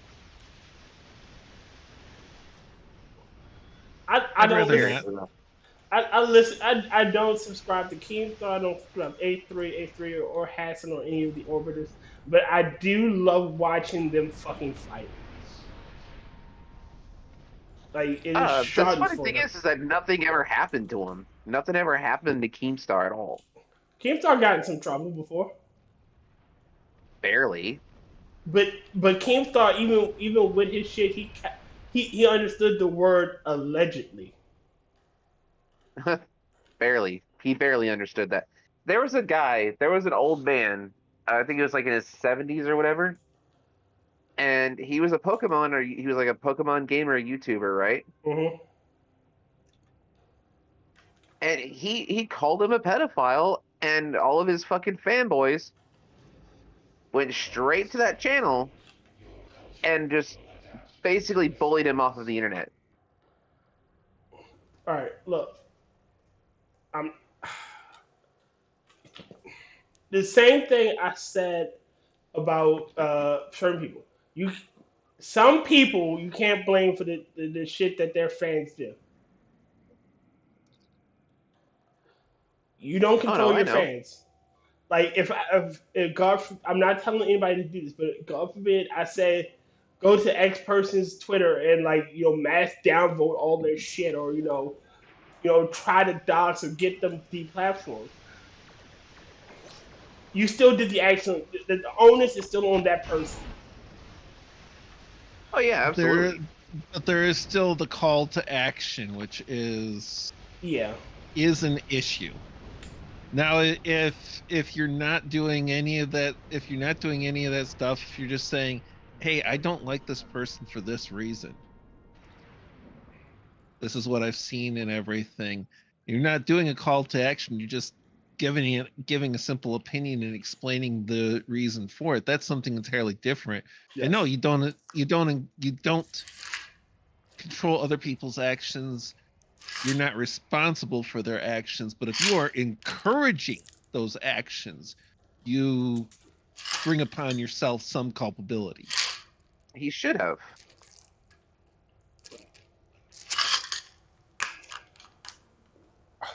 Fair enough. I can agree with that statement. If you are issuing these calls, I guess you can. You have some culpability. It's the classic misrepresentation and stupid example of limitations on the First Amendment and free speech. The argument you can't yell fire in a crowded theater. There's actually like a dozen different circumstances under which you absolutely can yell fire in a crowded theater. Among them being if there's an actual fire. If it's part of the performance, there's a lot of them. What you cannot do though is yell movie in a crowded firehouse. But what it is, it's the call to action. Now, if you go and you do a cry for action that causes harm, and that was unwarranted, that was unjustified, now you're putting, it's not the matter. Go ahead, I can't wait till this thing gets off my screen. Go ahead. It's a matter of the specifically of the call to action, not that you're just yelling fire in a crowded theater, which is why it's a terrible example. If you're saying this person's a pedophile and bad things should happen to them, you better be able to substantiate that, or that's not a call to action though. No, even that's not. But if you start telling people to mob somebody, and then they start mobbing somebody, that's on you. Yeah, you have issued the call to action. And what's funny, you want to know what's even funnier about the whole thing? Mm-hmm. Every single time I've actually brought that up on a Twitter account of mine, I've had him actually block me. I mean, I don't know what that says. Look, I put you like this. Some people claim to be tough and they're not tough guys, but they're tissue paper. Yeah, he's soft as baby shit. They're fucking tissue. But Mitch, you about to say something?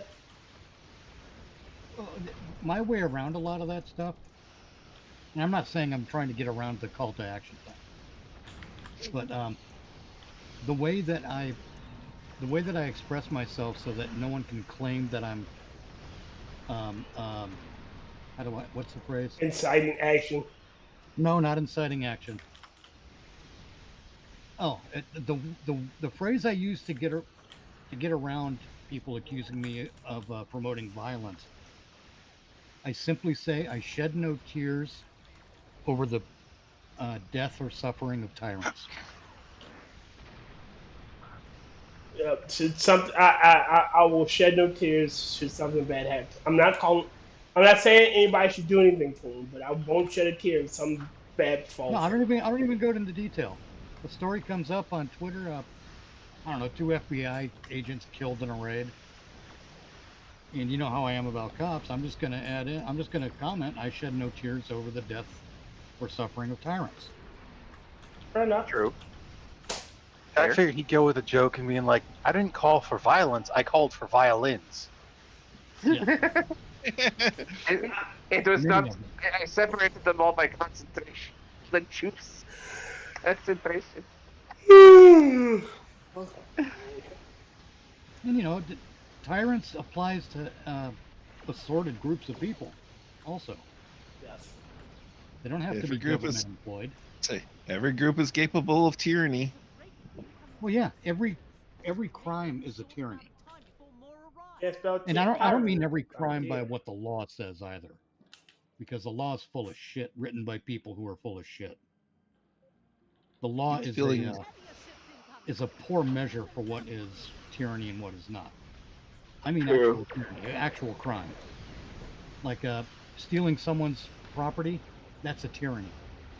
You don't have to be a member of government to do that. Well, squatting is a crime, yes.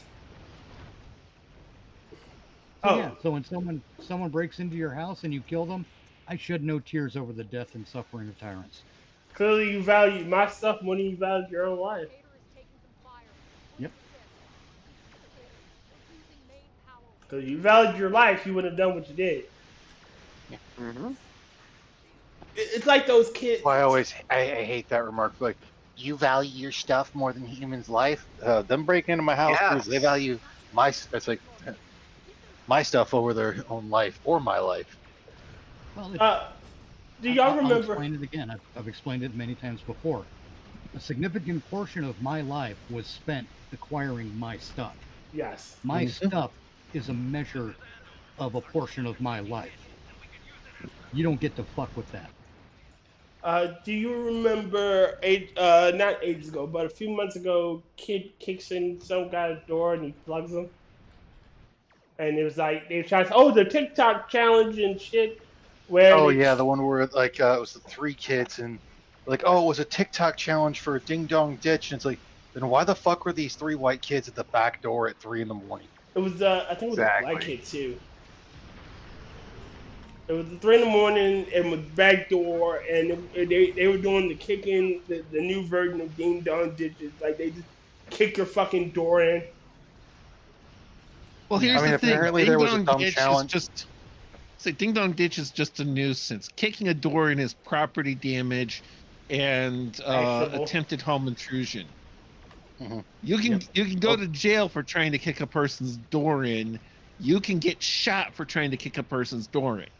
And you should. Well, no, there's apparently also a supposed TikTok challenge going on right now that got brought up, where they were like, people are gonna go and like bring airsoft guns and like try to get into your house and like shoot you with that. It's like every pro gun freaking thing that I was seeing is just like, don't fucking do this.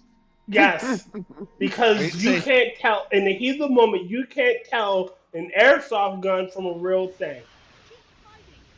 Because all I know is and they're making airsoft guns now that are indistinguishable at a glance. That is what got what was his name? Is the kid that was in the park? Yeah, got him shot. Rolled up. Yeah, I think so. Little black kid. Because I think it was Tamir Rice. Was it Tamir Rice? I think so. Because he had I thought Tamir Rice was the one that they were saying that did the whole hands up, don't shoot, even though he that was a cop car window. That was Michael Brown. That was Brown. It was Brown, yeah. Yeah. I think it was Tamir Rice and everything. The thing is, it's what he had was essentially an airsoft gun that was indistinguishable at a glance and at any distance from a real firearm. It was modeled after a real firearm. If you know the real gun and you have the time to look, you'd say, yeah, I can tell this is an airsoft. It's a fake. But if you have to respond on a split second with he's pointing this thing around, he has been pointing this thing around. Yep. Your only option, if you don't want to risk being dead yourself, is to shoot. Like he was in the Largely, park, he was in the park pointing at people. Pointing at people, and I mean, it's indisputable. He was in the park pointing at people. It is indisputable that it is at a casual glance, in any distance, indistinguishable from the real gun. honestly, if I were an assassin, I would paint the tip of all of my firearms orange. Mitch, It's like, well, the funny part is like when it comes to airsoft guns, that's only done for like the really cheap ones or whatnot. The ones that's like you're not gonna do a whole lot with. A lot of the ones that you'd actually go and play like the airsoft games with don't have that shit. Right. No. and that's not This one good. didn't have the orange tip. It was either had been removed or it was one of the models that came without one. Right. Either way, he was pointing I still what leave looked like a bit on the set. I mean, the kid was 6 or something. Now that he we're was out, older I than can. 6. Now that we're And out of the I think- TFO, I will go look it up. Okay. I think I remember the footage of it, and I think the cop fired too quick. Tamir. Dang on, man. Dang on, you'll flow through, man. He was 12. He was 12. Okay. Yeah, come on now. At that point, He wasn't a very big kid either. It's not like he was. It's not like with Jamar Watson, wherever the fuck that guy's name was. The one with George Floyd, not George Floyd, Martinez in Florida, Castle Doctrine. So whatever I can't remember. Not Castle Doctrine either. That one No, was just no, a it wasn't. straight This up was simple out. self-defense. Yeah. Yeah, I that know was who you're talking about. Trayvon Martin. Trayvon Martin, yeah. Thank you. You're talking about the Zimmerman one. Yeah, Zimmerman. Yeah. The white Hispanic, whatever. Yeah, the Cuban. Never call a Cuban anything but a Cuban. It wasn't like a Trayvon Martin thing where he was 18 and older, but they used 12-year-old pictures of him. All right, hold on. Trayvon Martin was almost 18, but they kept using pictures from when he was like 14. All Yeah, right, that's what I mean. Hold on. Yeah. All right. On the The afternoon. Tamir Rice thing wasn't like that. Wait a minute. All right, reading it. On the afternoon of November 22nd, 2014, a 911 caller who was sitting in the nearby gazebo reported somebody, possibly a juvenile, was pointing a pistol at random people in Cuddle Recreation Center in Cleveland. The caller twice said that the gun was probably fake. According to police spokesman, it is initially unclear whether or not the information had been relayed to dispatch Cleveland Division Police CBD officer Tommy Lohman and Frank Garnback. It is later revealed that the dispatcher had not elaborated beyond the point of referencing a gun. According to the report, the dispatchers were asked whether the boy was black or white before sending Garnback or Lohman to the recreation center at 3:30.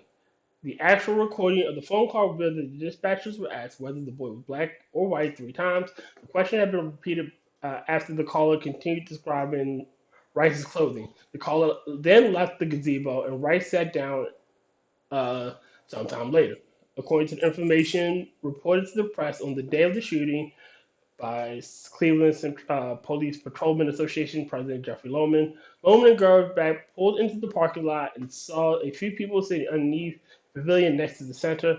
Lohman saw a black gun sitting on a table, and he saw a boy pick up the gun and put it in his waistband. Also on that day, Cleveland Deputy Police Chief Tomba stated the officer got out of his car and told the boy to put his hands up. The boy reached into his waistband, pulled the gun out. Lohman fired twice. According to Tomba, the child didn't. Hold on, Tyr. We got as far as the boy reached into his waistband, and then you roboted out. All right. He's intermittently roboting the whole time. So I'm sorry. The boy reached into his waistband, pulled out the gun, and Lohman fired twice. 2 shots. According to Tomba, the child did not threaten the officer verbally or physically. On the November 26th, the day of the video of shooting was released, Tomba quoted saying Lohman shouted from the car 3 times at Tamir to show his hands as he approached the car. A Justice Department investigation concluded Lohman exited the vehicle while it was still coming to a stop and fired 2 shots less than 2 seconds after opening the passenger door. All right. Less than 2 seconds after opening. The passenger door. I said robo-tier. The thing is, I just watched the surveillance video from that again. Mm-hmm. The police car pulled up and the kid reached for his waistband immediately. Yep, he did kind of. Not gonna lie, kind of got this kind of. Yeah. Again, and he had been wandering around, pointing it at people, and also the person said it probably was fake. Like again, you can't make that determination. Yeah, they can't make the assumption based on that report. Let me ask you this: why do we equip cops with bulletproof vests? Not every situation call for bulletproof vests. Why not? Like that's not standard operating gear. Why not? So you want to carry? I mean, officer safety, right? Why not? You want to walk around with 50 pounds of Kevlar on you? Officer safety, it's worth it. Why not? They should. Now the thing is, that doesn't help you. Have you tried running in Kevlar? Firearm, how much it helps depends on the firearm, as well as it doesn't help for shots to areas that are not in the. Mitch, it is a defensive advantage, is it not? All right, hold on, Mitch. Have you ever picked up bulletproof plates, like military grade plates? Well, they're all in a lot of cases. They also understand a lot of law enforcement doesn't use as much hard body armor and is more towards soft body armor because one, it's lighter, and two, they're more likely to deal with handguns than they are with rifles. Fair enough. I've handled hard plate. I've got Kevlar, not body armor, but I've got Kevlar in my apartment right now. Makes great fire wicking. Is it or is it not a defensive advantage? Agreed, it is a defensive advantage. Now, what else is a defensive advantage that a cop who rolls up has as he gets out of the car? Well, yes, but not initially in a lot of cases. Usually a cop will roll up on a 6-year-old and then call 42 different other officers in for backup. But another defensive advantage they have is that car. You can get behind the plate. You get out and you use the car for cover. I'm just saying that more concealment than cover. Yeah, if you're not dealing with like the engine block or the axles, even my handgun will go straight through a car. I'm not saying stay in the car. I'm saying get out of the car, get behind the engine block. You pull up. The officer, like any good cop should. That's going to be an obvious thing to do. What they should have, like from the surveillance camera. The car had 2 officers in it, and the officer that fired was the officer from the passenger seat. He was on the side of Tamir Rice. What they should have done was not pull up so close. First off, they should have it should have been some distance between them and the Tamir. Like, because again, you don't know if that's a real gun or not, and you pulling up, he reaches for his waistband and he plugs you. Yep. Now, if you come up on a distance, hey, let me see, you got your gun. If you're a few yards back, he probably does like, hey, can I see your hands? You know, you got some distance between you. So I worked with a guy who was a cop, and he used to when he used to do traffic stops, he would give one order and he would move around. That way, you couldn't pin him down, you know, based on where he was. Like, if you were going to do something, he's constantly moving as he's giving you these orders. You know, he'd give you one order, put your hands up, put your hands on the car, and he would move to another side. That way, if you fucking wheel back, he's not there. Let me ask you this question, too. Yes. With the age of the suspect, does the likelihood increase or decrease that he's carrying an actual firearm? So I can't say that it significantly changes as far as predictive. Yeah. I'm not saying predictive. I'm saying that the younger the suspect, the less likely they are to be using an actual firearm. Depending on the area. It depends. Because there are Like I said, less likely, not impossible. It's too it's dependent still on a the gray area. It's still too dependent on the area. I'll give you an example. I know that, Tyr. That if you have a if you have a high crime area, okay, let me ask you this, Tyr. If you live in a high crime area and you're not committing any crimes, what authority do the police have to stop you and search you? Fair enough. But as far as they know, as far as the information they were given, they had somebody pointing a gun at people. Oh yeah, I agree. The information they received was faulty as all hell. I don't think it was faulty. I just think the fact that they said it was probably fake is irrelevant because they can't make that determination. It's not irrelevant. That little bit of information might have given the officers in question just enough pause to not kill the kid. I don't know. Again, of course you don't know. We don't know until it happens properly. It was handled badly. The dispatcher and the 911 operator, someone in that chain of communication, fucked up. Oh, all right, I got one. I got an example for you, Mitch. All right, so at my job, right, when I'm looking at X-rays, I can see clearly into a laptop device, right? I can clearly see into a laptop to the lab fart. No. I'm sorry, that's what I got on my end because you chirped up a bit again. Sorry. I can see into a laptop, right? I can see into it. I can slice through it. I know it's a laptop. However, at my job, we have to check all laptops. Doesn't matter if we can see clearly into it or not. They have to be checked. Now, the reason they give laptop entail, dude, $100 for a BC Rich guitar. Huh? $100 for a BC Rich guitar. What did you say, Will? He asked what checking a laptop entails. It's basically making sure it boots up as a real laptop. No, it's basically ensuring that it's not tampered with. All right, so I can see I can see through it, but I can't see the laptop itself. Now, the reason why I bring that up is without the prior knowledge of what you're looking at, can I make the determination that laptop is safe or it's not tampered with?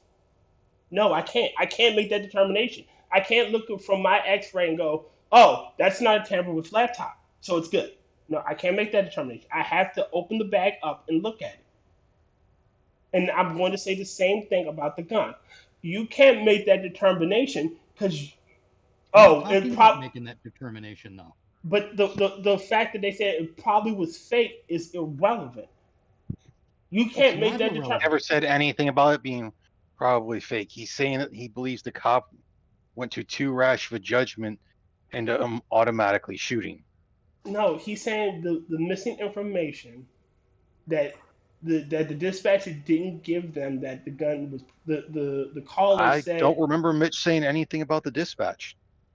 I did. I mentioned either the 911 operator or the dispatcher failed to relay the information that someone thought it might be a fake gun. And that information, just the use of that phrase, might have given the officers just enough pause to not fire so quickly and kill that kid. And I say without looking at the object directly, you can't make that determination. No, we would have to let the events play out that way. So the dispatcher not giving them the information that, it's probably fake, isn't necessarily a bad thing on the dispatcher's part. She probably did the same thing I did. Because they withheld information from the field officer. It's probably determined to be irrelevant information. They need to know what there was somebody with a weapon. Irrelevant information, though. I mean, all right, they get this information and they still have to treat it like it's an actual weapon. Yes, they do. I understand that. But if they have it in their head ahead of time that it might be a fake gun, they might not rush in to shoot so quickly. I mean, granted, I believe there was a comedy of errors all the way around. Again, pulling up too close to the I don't know. kid. Am I saying it wrong? Hmm? No, I don't know. I'm think- blaming the parents on this one. Well, yeah, I typically do too. I mean, I there's think plenty you're of blame to go around. communicating it. I think you're communicating it pretty well. I'm trying to decide if Tyr is not getting what you're saying or if he's just speaking past you. No, I'm getting what he's saying. I'm just saying that there's plenty of blame to go around here. Like there's a lot of blame that a lot of people need to be accounted for. The cops, you pulled up too close to the kid. You should have been a little ways back, and you should have announced, "Hey, put your hands where I can see them."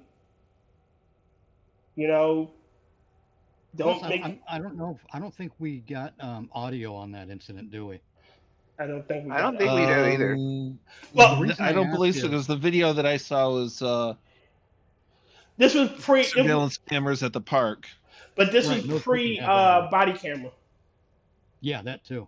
This was So we pre don't that have era. audio, and the reason the audio matters too is I've seen videos with audio where you got 12 cops shouting at someone to do different things. Oh god, the that guy shit was drives me killed. nuts. Yeah. Yeah, drives me crazy, that's where I too. was. First officer on the scene should be the only one speaking. Yeah, Mhm. they should be point of Or a contact. superior comes in and relieves them. Yeah, So we don't know. That's what I was going to say. That Tyr's cop friend or associate or whatever it was who does the single command and then moves. More smart even than the moving thing is just giving a single command at a time. Give a Yes. command, give a chance for the action to take, because the number of times I've seen where somebody gets beaten up or shot over cops yelling contradictory commands over top of each other, Yes. that scares me. Like again, it should be first on the scene is point cop. Like, look, I'm first officer on the scene. My words are follow my orders. Everybody else serve as backup. You know, it's Don't be yelling kind of orders. like one say along with that scaring me is the notion of a felony stop kind of thing where they do their do this, walk backwards to the sound of my voice and everything. You want to try and get me walking backwards on an uncertain surface and everything? I'm crippled. That is all kinds of hazard right there. Yep. And they don't want to hear from you either. They really don't. I've seen- There's just one where they shot a blind guy. Shit, Am I misremembering that? It's one where they The one where he pulls the stick out of his back pocket because they asked what was in his back pocket, and he pulled it No, out that was quickly and he showed it. No, that one was just he got arrested, essentially for failure to ID, and their supposed reasonable articulable suspicion was his cane in his back pocket, and thinking it was a weapon. Well, have I allayed your suspicion? No, it's a navigational aid. I'm blind. It's also there was one where the guy's having a stroke in the car and they tase him because they don't he's not following he's not responding, he's not following orders. They tase him because they assumed he was just being uncooperative when in actuality he was over there having a fucking stroke. Yeah, I mean I think that was it. The one guy's having a stroke and his passenger was blind or something like that. Yeah. But cops are notorious for not listening to what people say. They arrested some woman claimed that a paraplegic was chasing her down. Yeah, tried to kick her door in and ran away. Wait a minute, a paraplegic. And cops arrested the guy anyway, even though he's a fucking paraplegic and can prove it by the advent of the wheelchair. All right, I'll be like, sir, I kicked her door in. I can't fucking move my legs. How can I kick her door in? I am going to question police actions up, down, and sideways to make sure that I get the actual facts of what happened and not the bullshit that those fuckers put into a report. I assume that police reports are lies. Oh yeah. Especially in the absence Frequently. of video. Fair enough. Well, assume And, they hey, are lies it's frequently in not the presence arbitrary of to video, turn because it. I've seen too many police reports that are, blatantly falsified by the content of the video. Oh, this happened. You look, it didn't happen. They said this. You look, they didn't say, that wasn't said. I said this. No, that wasn't. I didn't do this. Well, what's, say, I didn't hit the person. Well, what's this strike and this strike and this strike and this strike and this strike and oh, that elbow and oh, is that your baton? Oh, and you just pistol whipped him too. Okay, yeah, you didn't hit him. All right, Sure. This again. That's why the advent of the body cam has changed policing a lot. No, it hasn't. Not nearly. It's changed it They don't care about the body cam because they know the court is on their fucking side. Yeah, it's changed whole it some, but department it is on hasn't their changed side. it nearly enough, because even with body cams, you get a lot of, we investigated ourselves and found no wrongdoing. But you also got, all right, don't you remember but I'm specifically bringing up the two incidents with the two cops. The one where the lady came out like a fucking demon out of hell, and she attacked that cop and he plugged her. Had that body cam not showed her, the narrative would have been he just shot her for no apparent reason. Yes. Yeah, no, the and body cam here's serves two purposes there. It protects really him. does save a lot of cops from a lot of bullshit charges against them. And I'm for that too. But when you see the way cops manipulate the body cam so that the image is unclear, or they turn it off, they deliberately cover the camera, they mute it. Yeah. And that should be illegal. It should be on. That should be an automatic dismissal. That should, yeah. Dismissal of the charges and dismissal from the officer, from the profession. Their certification should be revoked ad infinitum. Yes, you should never turn that body camera off. Once it's on forever. Well, not forever, but anytime they cover or mute the body camera, you have to assume they are concealing something that is detrimental to them. Yep. Mm-hmm. Cop instinctively turns off body cam before argument with wife. But they don't even have to really cover it up with their hand or anything. They'll move in close to you so the body cam can't pick up anything. And that's another thing. They should be that body cam should be. Yeah, like you should be within a distance that the body cam can see everything that's going on. And that should be, and if your partner is there, they should always be in distance covering it. That way they can see, their body cam can see everything that's going on. Well, yeah, that's if anyone wants police to operate above board, but clearly no one wants that. Everything police do should be recorded. Agreed. Totally. And the files should be stored in a way where the police are able to read them and review them, but cannot overwrite them, cannot delete them, cannot modify them. It should be literally nobody has write permissions, everybody has read permissions. Is it all right? This is the same. Body cam should be on a server. Say body cam video as a general rule, unless you say, hey, this has sensitive information on it. Make that, set that aside where it's subject to like a review committee that's not controlled by the police prior to any kind of publication. But as a rule, body cam video should be placed on a server where anybody in the country can just go in and, hey, I want to see what's on this body cam video today, and just pull the raw video file. I would advocate them, like I do the courts, where they should get YouTube channels and they should always live stream cases. They should always live stream police interactions. What is more public than YouTube, and it can't be manipulated once it's uploaded. You keep roboting, Tyr. My personal thought on the body, this is where I wish I was in charge of a You know, like I'm not the big roboting. head honcho at a company that makes body cameras, because I would leave the mute button in, but I would make it so that pressing the button live streams to a server that's completely outside of any governmental control.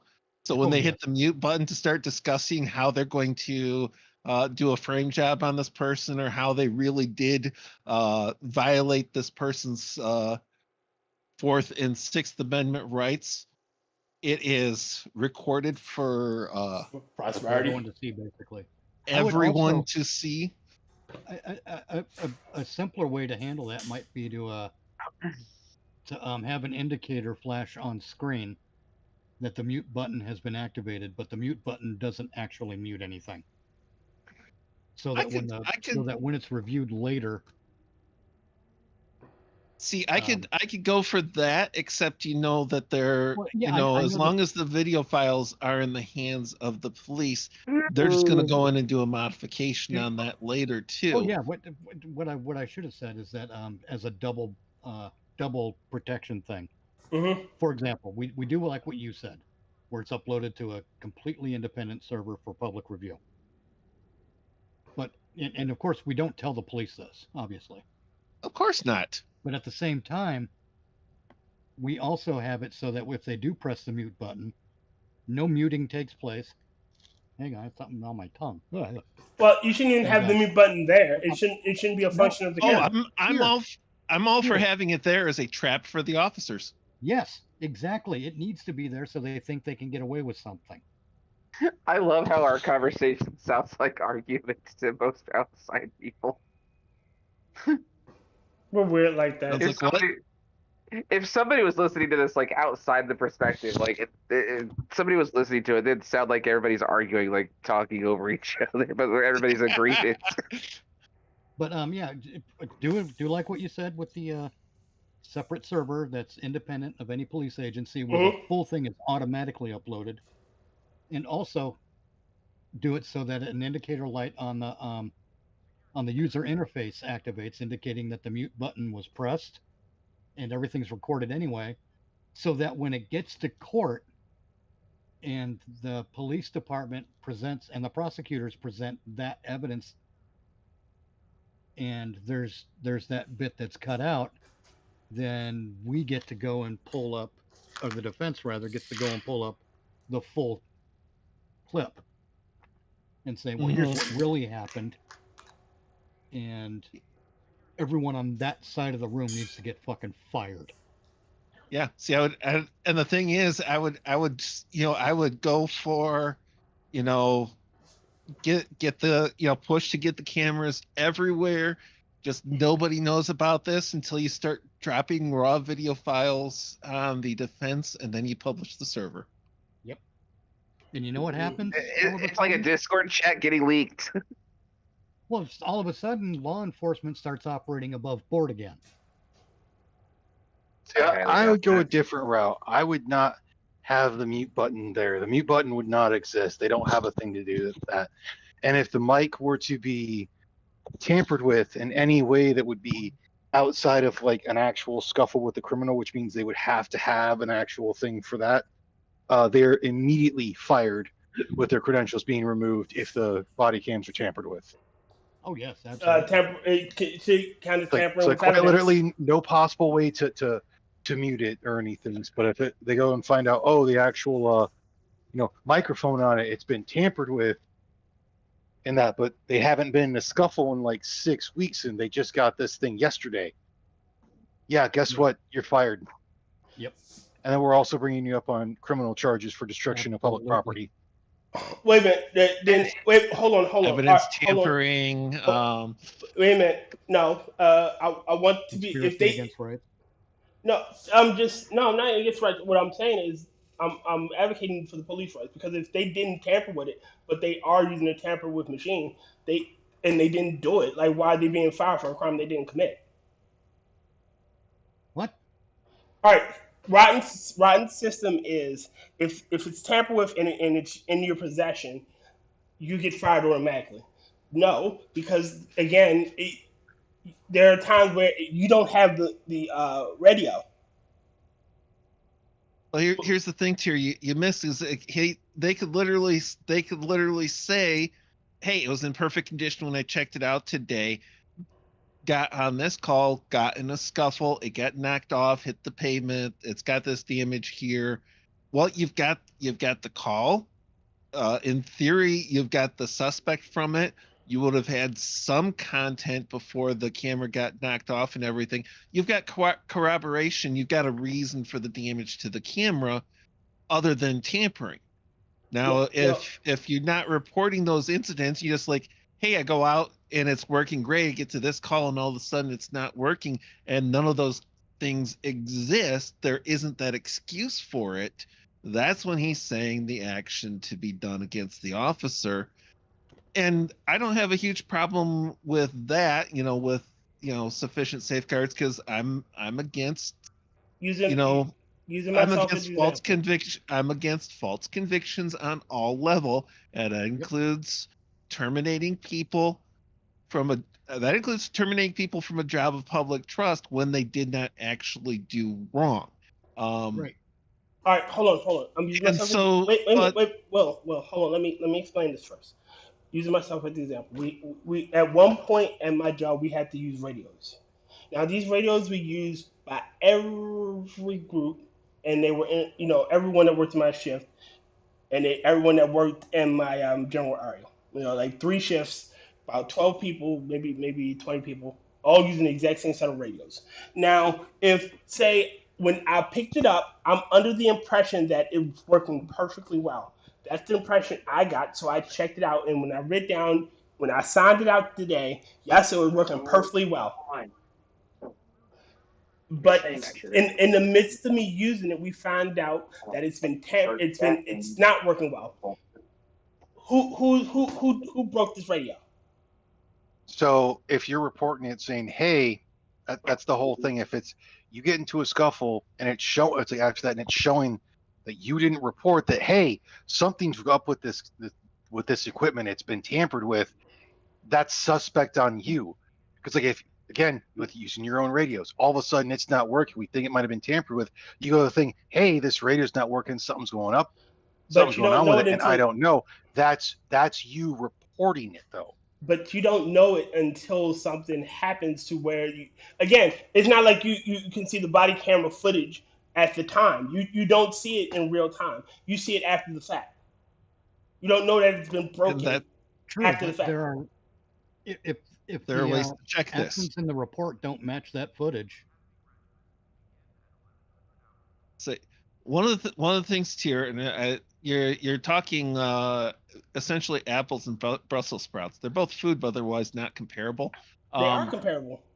I'm just saying, like immediate termination for something that could be as simple as some other motherfucking tamper with it, and you just happened to sign it out today.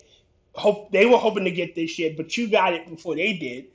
You didn't fuck with it. You were under the assumption that it's working perfectly well. So when you signed it out, that would be the whole thing that they would do an investigation. So and that's what I was saying, Rodney. That's what I was saying. Let me freaking finish as well, dude. God damn it, you bastard! If it was signed out by them, they could go through. It's like, but it was tampered with, and they didn't do the once over on it like they should have. It could still be going through. Oh, hey, since we have video, a fucking camera on it, we can see what was done. It's like who took it when they weren't supposed to and did some shit to it. Yeah, but the thing is if you can go through and prove that they blatantly tampered with it because they're trying to hide evidence or whatnot, then yes, they would have it or they would be fired. But your initial thing was if it was tampered with, they should immediately be fired. If it was proven that they had tampered with it. No, but you said that if it's tampered with, they should be immediately fired. And I'm like, no, there should be some sort of investigation to prove that they did it. Like, I'm agreeing with you, yes, but give me an investigation. Like, all right, if it's proven that you did this shit, yeah, you're gone. But if it's proven that Fred from Morning Shift did it, and you just happen to be the guy then fuck Fred from Morning Shift. Yeah, I didn't tamper with it. It was Fred from fucking Morning Shift that did this shit. Fred's gone. Look, when it comes to the body cam, yes. Here's how we do it. When you go into your shift and you're checking out your equipment, yes, you take that body camera, you plug it into the system, okay, And you press the go button and you say, body camera test, serial number 4113. And then you play it back. And if the audio and date video and play time. back well, the camera's in working order. Okay. And date and date and time, which the files should be stamped as well, but date and time so they can be also compared to, hey, turns out this body camera is 5 minutes fast. So that it's working just fine that day. Yeah, if you catch it, you can correct it. If you don't catch it, that file is out there and say, well, here, the body camera is literally 5 minutes fast. So this is information the defense needs, the prosecution needs. Hey, when this says it was 3:05 p.m., it was actually 3 p.m. Seconds can make a difference. 5 minutes fast, you have to know that it's there. Yeah. Exactly. Okay. But even then, that can always be proven, and that can always be proven in court because that's paper trail. I'm throwing another thing in there. Okay. The officer who checks out the body camera has to be in the image when he's running this test. I agree. Great, yes. But if it's, I wouldn't want it. That 5 minutes fast shit. I don't want that in service. I want you to get a new camera. And they must go in for recalibration every 3 weeks? Every day. Every day. Every shift. Every shift. Calibrating a camera like that, and like resyncing the date and time and everything like that, way less time than it takes to charge. We're talking seconds. That could be done as part of the daily test itself. When you plug it in, it resyncs, but you still got to read the time in. Yeah. I mean, heck, you could reflash the entire operating system on the camera in less time than it takes to charge it. So yeah. I mean, I completely agree with that sentiment. Yes, it should be done. That should be logged too. Hey, this one is, and it should be done as like a master system. Like, hey, this camera has blank and is being taken out of service because of these reasons. And should somebody fuck with it because it's out of service, then you can fucking fire them too. Or better, see, and the other reason I want the officer on camera is because I wouldn't be surprised to find that they switch cameras if they think they can cover one of their crimes that way. So if Officer Dundee comes at me with his body cam and it's got Officer Magulovich during the test, I know there's some chicanery going on. Some shenanigans, yeah. Some second-rate tomfoolery. Yes. Ne'er-do-well. Some manner of nonsense. You hear about the guy who got arrested for second-rate shitboingery? Ne'er-do-wellism, tomfoolery, nefariousness. That is something up with which I will not put. Exactly. Lance Corporal-esque behavior. Yeah, that is hooliganism. Shitboingery. All of which can be summed up in another word, fuckery. Yes. All of you third-rate fuckery. Yes. Which should always be accompanied by find outery. Yes. True. I mean, granted, we all agree on basic shit. We all agree on the basics. We're just trying to hash it out to make it, trying to cover all bases. See, here's the thing. I still, especially since they built their comfort margin in on this already, I absolutely keep the purported mute button there. Just make it so it doesn't actually give them what they think they're getting, because I am all for non-entrapment. Non-entrapment. But it's not a you're going out there and encouraging them to commit the crime or trying to induce them to commit the crime or anything like that. But you've created a situation where they're going to do the do. But poor Tyr, the only one able to walk. The means there. But that will only work one time though. Poor Tyr, the only one able to walk in both flesh and VTuber realms, still can't find a maiden. What? Poor Tyr, the only one able to walk in both flesh and VTuber realms and still can't find a maiden. Huh? Non sequitur. Your facts are Sorry. not in order. Sorry. Worst. He's laughing at something in I was actually chat, making maybe. Oh. I'm reading memes. I'm sorry. Okay, I was making a Star Trek joke. Just to keep it I was gonna say short. because that sounds like some Elden Ring shit. Okay. Chat is moving so fast, no one will know that I'm currently on top of the Empire State Building, all smoking out of a double barrel vape. All right, I'm getting a little sleepy, my friends, and it's all right. time for the shenanigans Check to out end. in, man. All right, ladies and Back in gentlemen, here now you're leaving. I'm sorry. Fine, tiramisu. Teasing Hi, you. Jeffers. Slot giving him that Sloppenheimer. It's called out on his general issues, including chronic robotery and Crying robotery. Chronic. I have autism. All right, ladies and gentlemen, I thank you all for coming out. I'm getting tired, so but you can rejoice because this Friday will be a second Meanings in Space because we are taking over for Sanguine. Groovy. So you can all see us this Friday is the first of the month, and we shall be back. The monthly exsanguinated Minions Friday. Ooh. That's true though. All right, thank you guys for being here. You guys are awesome. I'm Sir, so my client pleads. Oopsie daisy. Oopsie daisy. All right, Oopsie daisy. say goodbye to the nice people. Group that evening. Goodbye, nice people. Bye, Kefki. Oh. Kefki That's what is a Donnie nice people. No, I'm not. I'm not people. I'm fair. How dare you insult me? How dare you insult her? All right, that's for Donnie comrades. Say I don't people misinform. Closing time. Time for you to go out to the places you will be from.